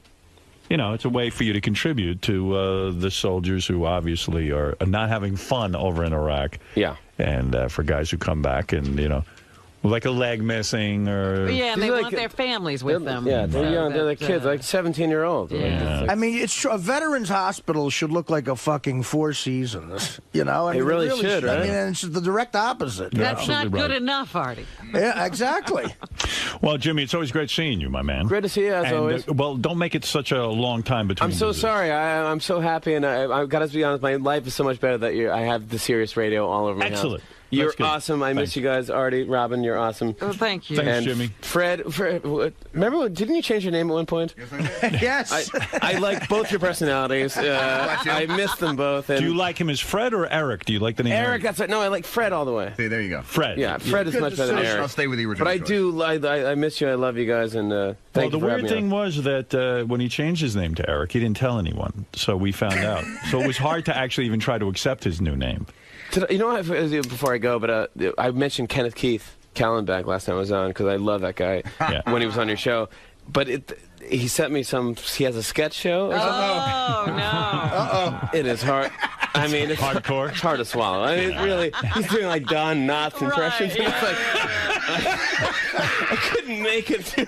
I go, well, it's okay. I do I just blow smoke out of your eyes. Blow smoke out of your eyes. That was what was good. That's tough to follow. You can't. Yeah, it's your headlining bit. I mean, yours was Woodstock too. That was his heyday. Absolutely. Well, let me tell you something. It's great having you here, and I do wish you luck with the song Thanks, Car buddy. Wash for Peace. It's a funny song, and we're going to take a break, and we'll be back right after these words. Jimmy, what's up? You wowed them with your impersonations.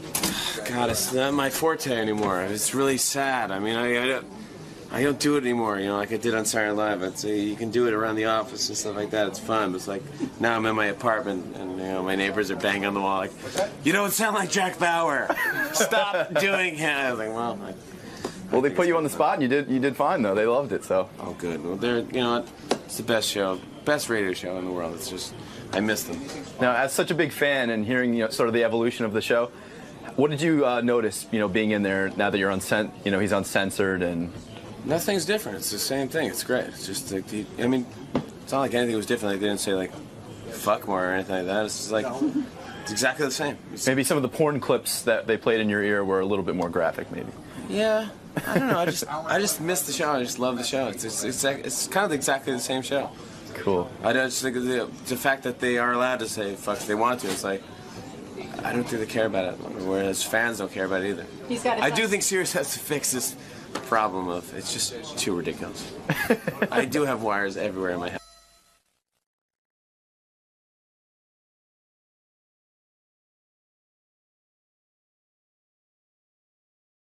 Doing Howard, going to promote Spelling Bee, the show I'm at on Broadway.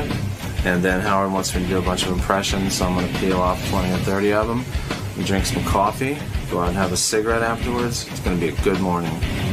So you're ready to hang this morning? I'm ready. I'm gonna.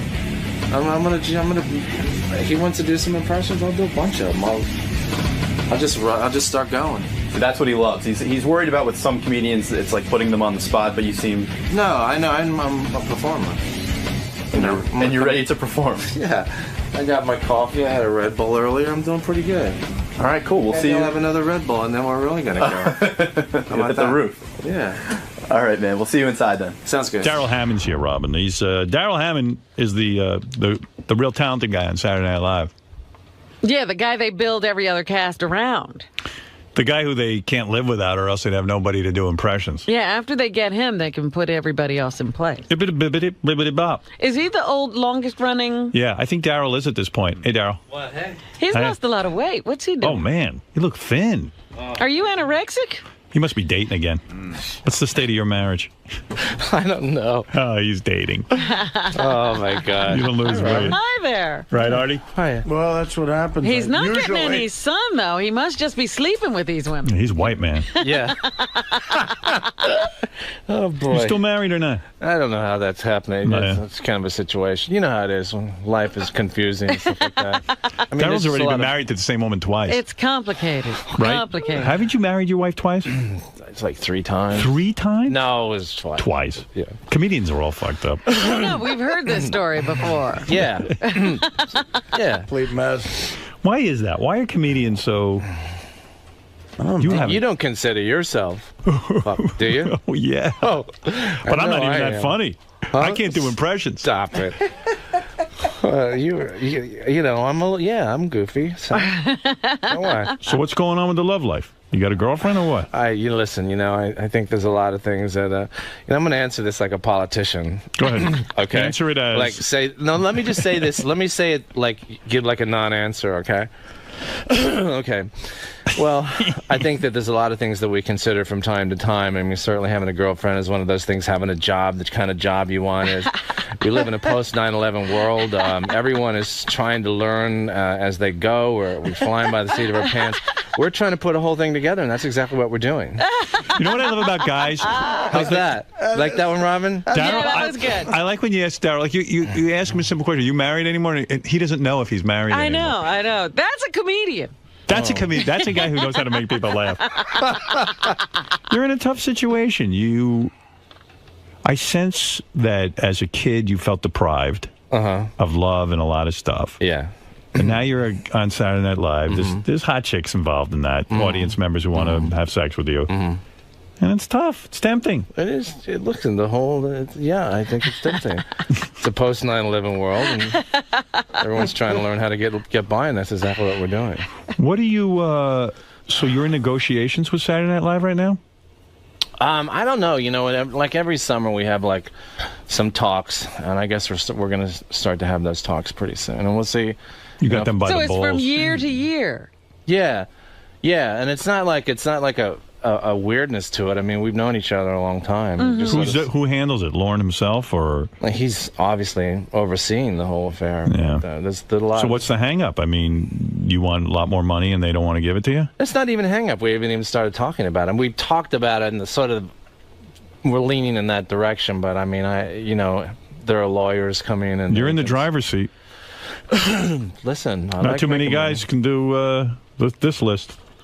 What do you got over there? Bill Clinton, Al Gore, Giuliani, Jay Leno, Barney Fife.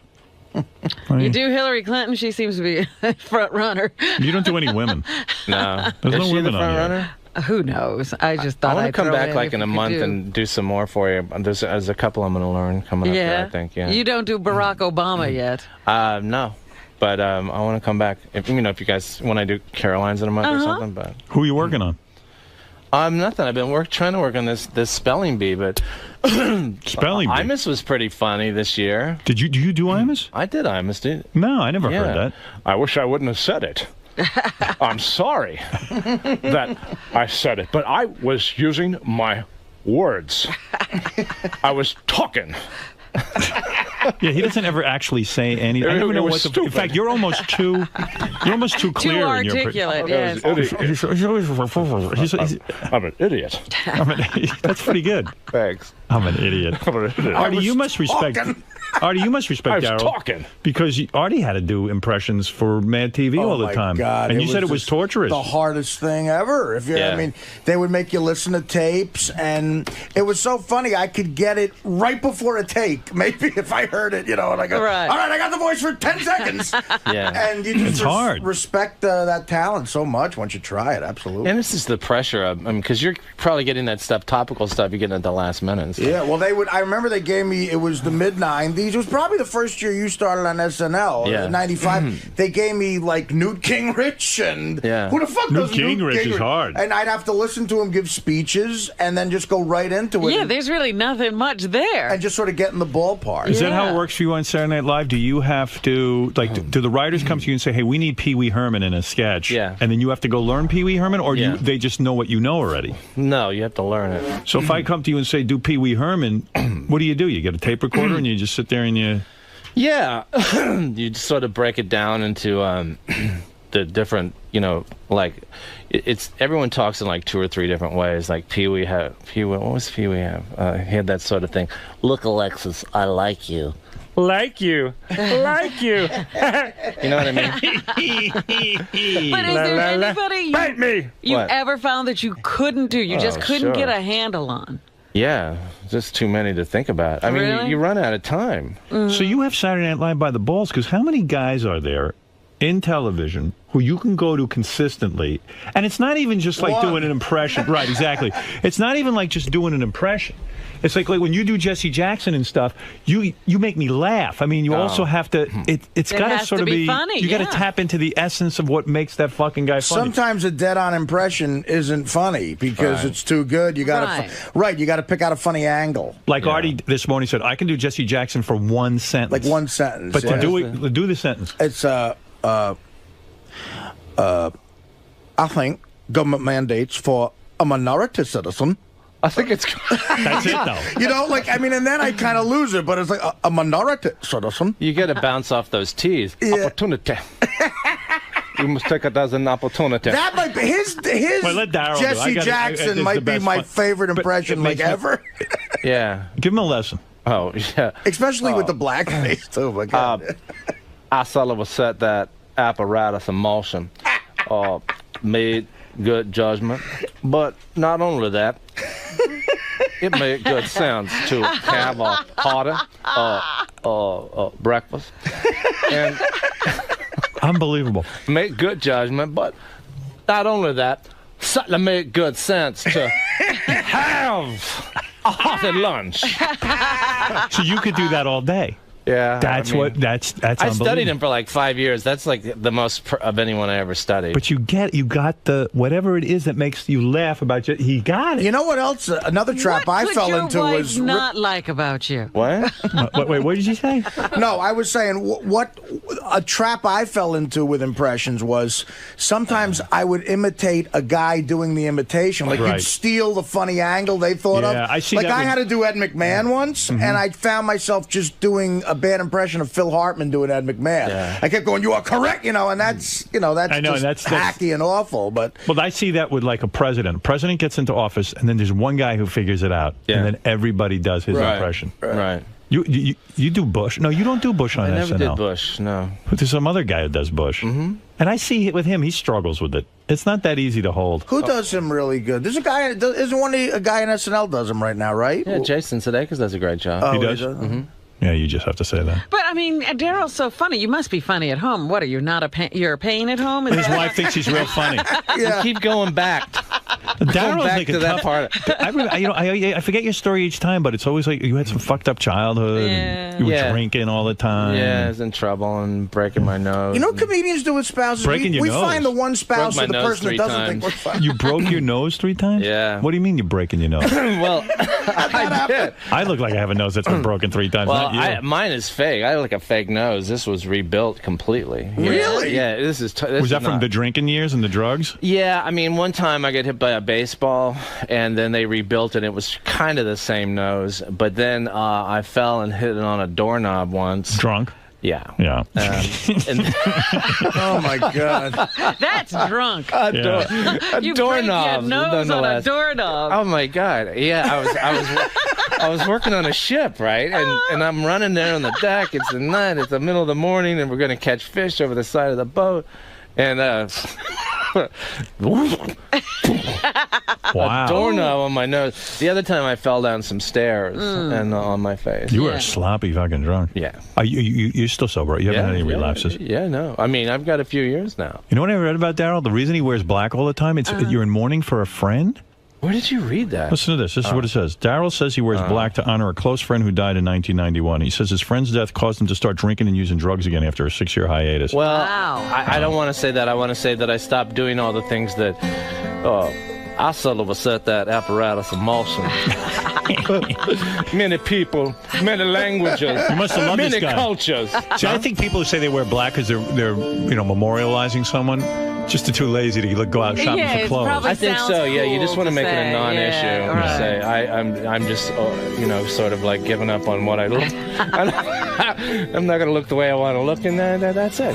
Well, that's the end of it. You're a big Yankee fan too, huh? Like Artie. Sure. Get the Yankees hat on. No, the look whole at that. thing, the whole thing. Artie, you bet you're jealous of that hat. I found something. Why are you playing taps? Your friend died. Yeah, takes us a while. Darryl, were you a great baseball player yourself? I heard a rumor that you were a great pitcher or something. Nah, I was pretty good until I got up to college and I started throwing the hard sliders, and then. Really? Yeah, I was pretty good. I mean, I made it to junior college, let's say. I mean, that's as far as I went. Go back to your negotiation with Saturday Night Live. Okay. So I now thought we're talking about the dead guy. Oh yeah, we got to get. Where is that dead guy? Is he still dead? Yeah, he's Who is this guy? Who is this guy to you? It was just a guy. He's a good friend of mine, and he died. Yeah, he died. How did he die? Very, very unfortunately. It was very unfortunate the way it happened. Wait, everything's a secret with you. I know, it's like odd. What did you didn't kill him, did you? Did you kill this guy? No. Is that why you feel bad? No, I didn't kill the guy. He he killed himself. Yeah. So listen, everything is sad in your life. No, you don't even know if you're married. Huh? You living at home? Where are you living right now? I don't know. What? I got a place. Do you have a place? Oh, you're living in your own place? I got a place uptown. I ran into you up there at Reebok one day. Do you remember that? Oh, yeah, that was a long time ago. Yeah, it was like a year ago. Oh, this is a while. It's been a year. You should never get married again. You're not good at it. I'm not really good at that stuff. I'm not the loving kind. No, if you've been married 3 times to the same person, it's ridiculous. You're still married, right? No. I'm But you're divorced. happy. I'm engaged. Yeah. Yeah, I'm happy. Yeah, but you're pretty good at it. Yeah, but I don't keep marrying the same woman over and over again. Well, listen, I'm not. I There's know a lot better of than things that. I'm not good at. There's not, How do you make that move? Like, how did you end up like divorcing and then getting remarried? I don't know how it happened. To be honest with you. Like everything is happening and Daryl doesn't know how. Yeah, that's the way I'm playing it. That's the way we're working it today. Yeah, what gives you the confidence to say it's going to work this time? With the same person. Yeah, who sit here together? What is that making you laugh? Yes. I like it. Now, here you go. Like, many languages, many cultures, many people. Who sit here together? Who can what? It's so great. Oh, never mind. It's terrible. See, I would think if I was his wife and I was mad at him, I would just say, do Jesse Jackson. Then Everything would it'd be fine. all over. Yeah. There'd be no more argument. One day, if you ever really want to make me happy, just come in dressed up as Jesse Jackson and let me interview you as Jesse Jackson. That would be so great. I guess you could call NBC Publicity and they'd totally do that, right? Really? Yeah. Sounds like a fun thing. I never think you like doing your impressions on the show. Like, it's kind of like you do them reluctantly. Why? I don't know. I think all impressionists don't want to do them. Like, they're rock. Like, they're you want to be like a serious actor or something? Like, one time I just want to go down your whole list and have you rapid fire do them all, and that would be like one big orgasm for me. I could peel off about 20 for you. Could you? If I mention people, would you do that for me?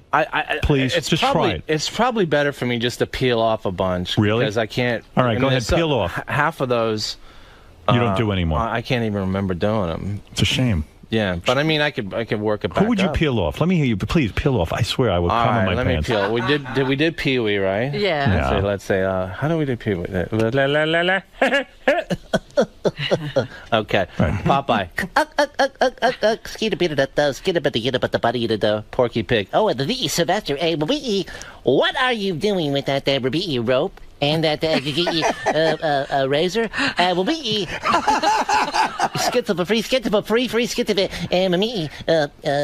Manic depressive or something? Okay. Were you able to do those as a kid? Yeah. And were you like popular because of that? Yeah, I used to do like coaches and stuff. Oh, that's so good, man. Barney 5. Andy, I didn't mean to shoot Aunt B. What were Barney 5? Why do you stop him like after 3 seconds? I don't know. You won't keep You going? told me to peel a bunch off. All right, but give me 3 more seconds of Barney 5. All right, let me get back into Barney. Let's see. During our lifetime, we travel many roads. There are big roads and little roads, rocky roads and smooth roads, dirt highways and improved roads. That's the greatest. That is the fucking greatest thing How could you not ever. be the most popular kid in school if you could do that? Yeah. And then do all your teachers and everyone else. Yeah. Yeah, Barney's the favorite of all time, really, that I ever did. It's so good. Yeah. And he was such a cool character. Yeah, and when I was starting, it was a popular thing down south if you could do Barney. And of course, I didn't know what to do. I'd be up on stage, I'd be so scared, so I'd start doing blue stuff, as Barney. Just ridiculous stuff. Andy! Oh, Andy! Hope he's out in the backyard bopping his baloney. Andy! Oh, Andy! Just stupid stuff like that. But people, Did you get any more graphic than that? No. I think Bop the Baloney was like... Because then it's too over the top, right? I think so. You never resorted to going down that road, the real blue material? Yeah, I used to... Yeah. You did? I had some real blue stuff, sure. Who was the dirty impression? Who did you do? I didn't do it as an impression. I used to... I can't. Barney never ate out Aunt This is B? the thing about when I come on the show. I always think I ain't saying nothing today. Get me? Nothing. All right, wait. But Tell you me end up this getting it out. You're getting everything out of me. It's like it's useless. Just come in and spill. That's all. What is the thing? It was letters to the Penthouse Forum. I used to do the letters to the Penthouse Forum. And as who? Just as different voices. Like who would you do? What? I don't know. I would just throw in different I need an voices. example. Dear Penthouse, I never thought it would happen to me, but I was skydiving at 1,500 feet the other day when, lo and behold, my skydiving partner turned out to be a man, but not a woman. Imagine my surprise when she sidled over to me and made a unzip my fly and engulf. Who is that? I don't know. But that's not. Who's that an impression of? It wasn't. It was just just something a character. But why did you never have like Barney eat out Aunt B or something like really intense? There you go. Oh, Barney's eating me out. That was pretty good. Who was that? That was me. That's all.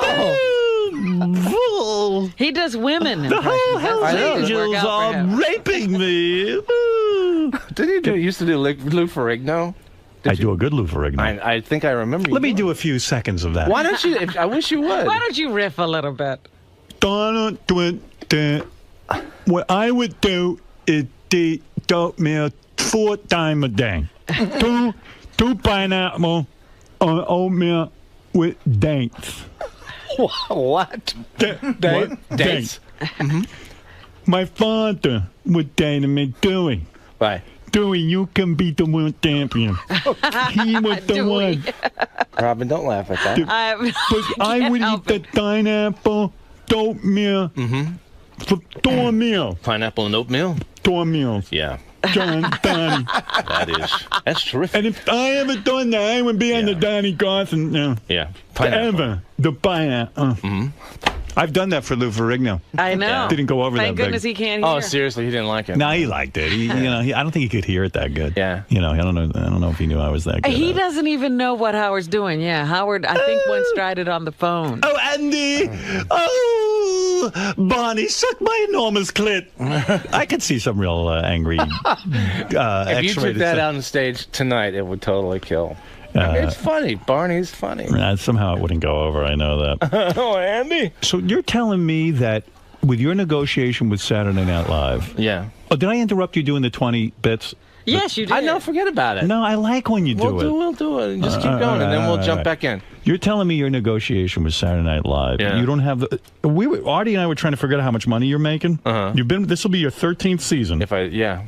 If you sign, which you will, because you're smart. What did you think his salary was? After 13 years on SNL, I'd say between 20 and 25 grand an episode. Really? And we were all thinking it was more or less. I'm thinking. Is that good or bad? Here's a guy who's unbelievably talented. That's late night compared to prime time. Prime time, that's a low salary, you know? That's like entry level prime time. Yeah. Daryl. Now, I could be completely wrong. I don't know. How many episodes a year are there? 20. 20. Yeah. Is Artie in the ballpark on this? Because it seems to me you could get a lot more money. I think it's an interesting question.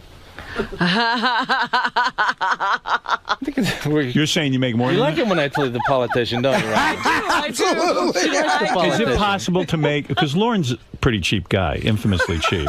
No, If Artie's Isn't he a numbers... Jew? If Stop that. Ridiculous. If Artie's calculation is correct, that's about $400,000 a year, which is, hey, that's nice money. Don't get me wrong. Yeah. But that's you're a television crazy, star. yeah. The show is kind of almost built around you in a sense. You're the go-to guy whenever they need the new impression. And Here's why there's there's no justice in that. Because Eddie Dumbfuck on Scrubs is making 40 grand. Right. And he started at 30. Right. You know what I mean? Like, that's...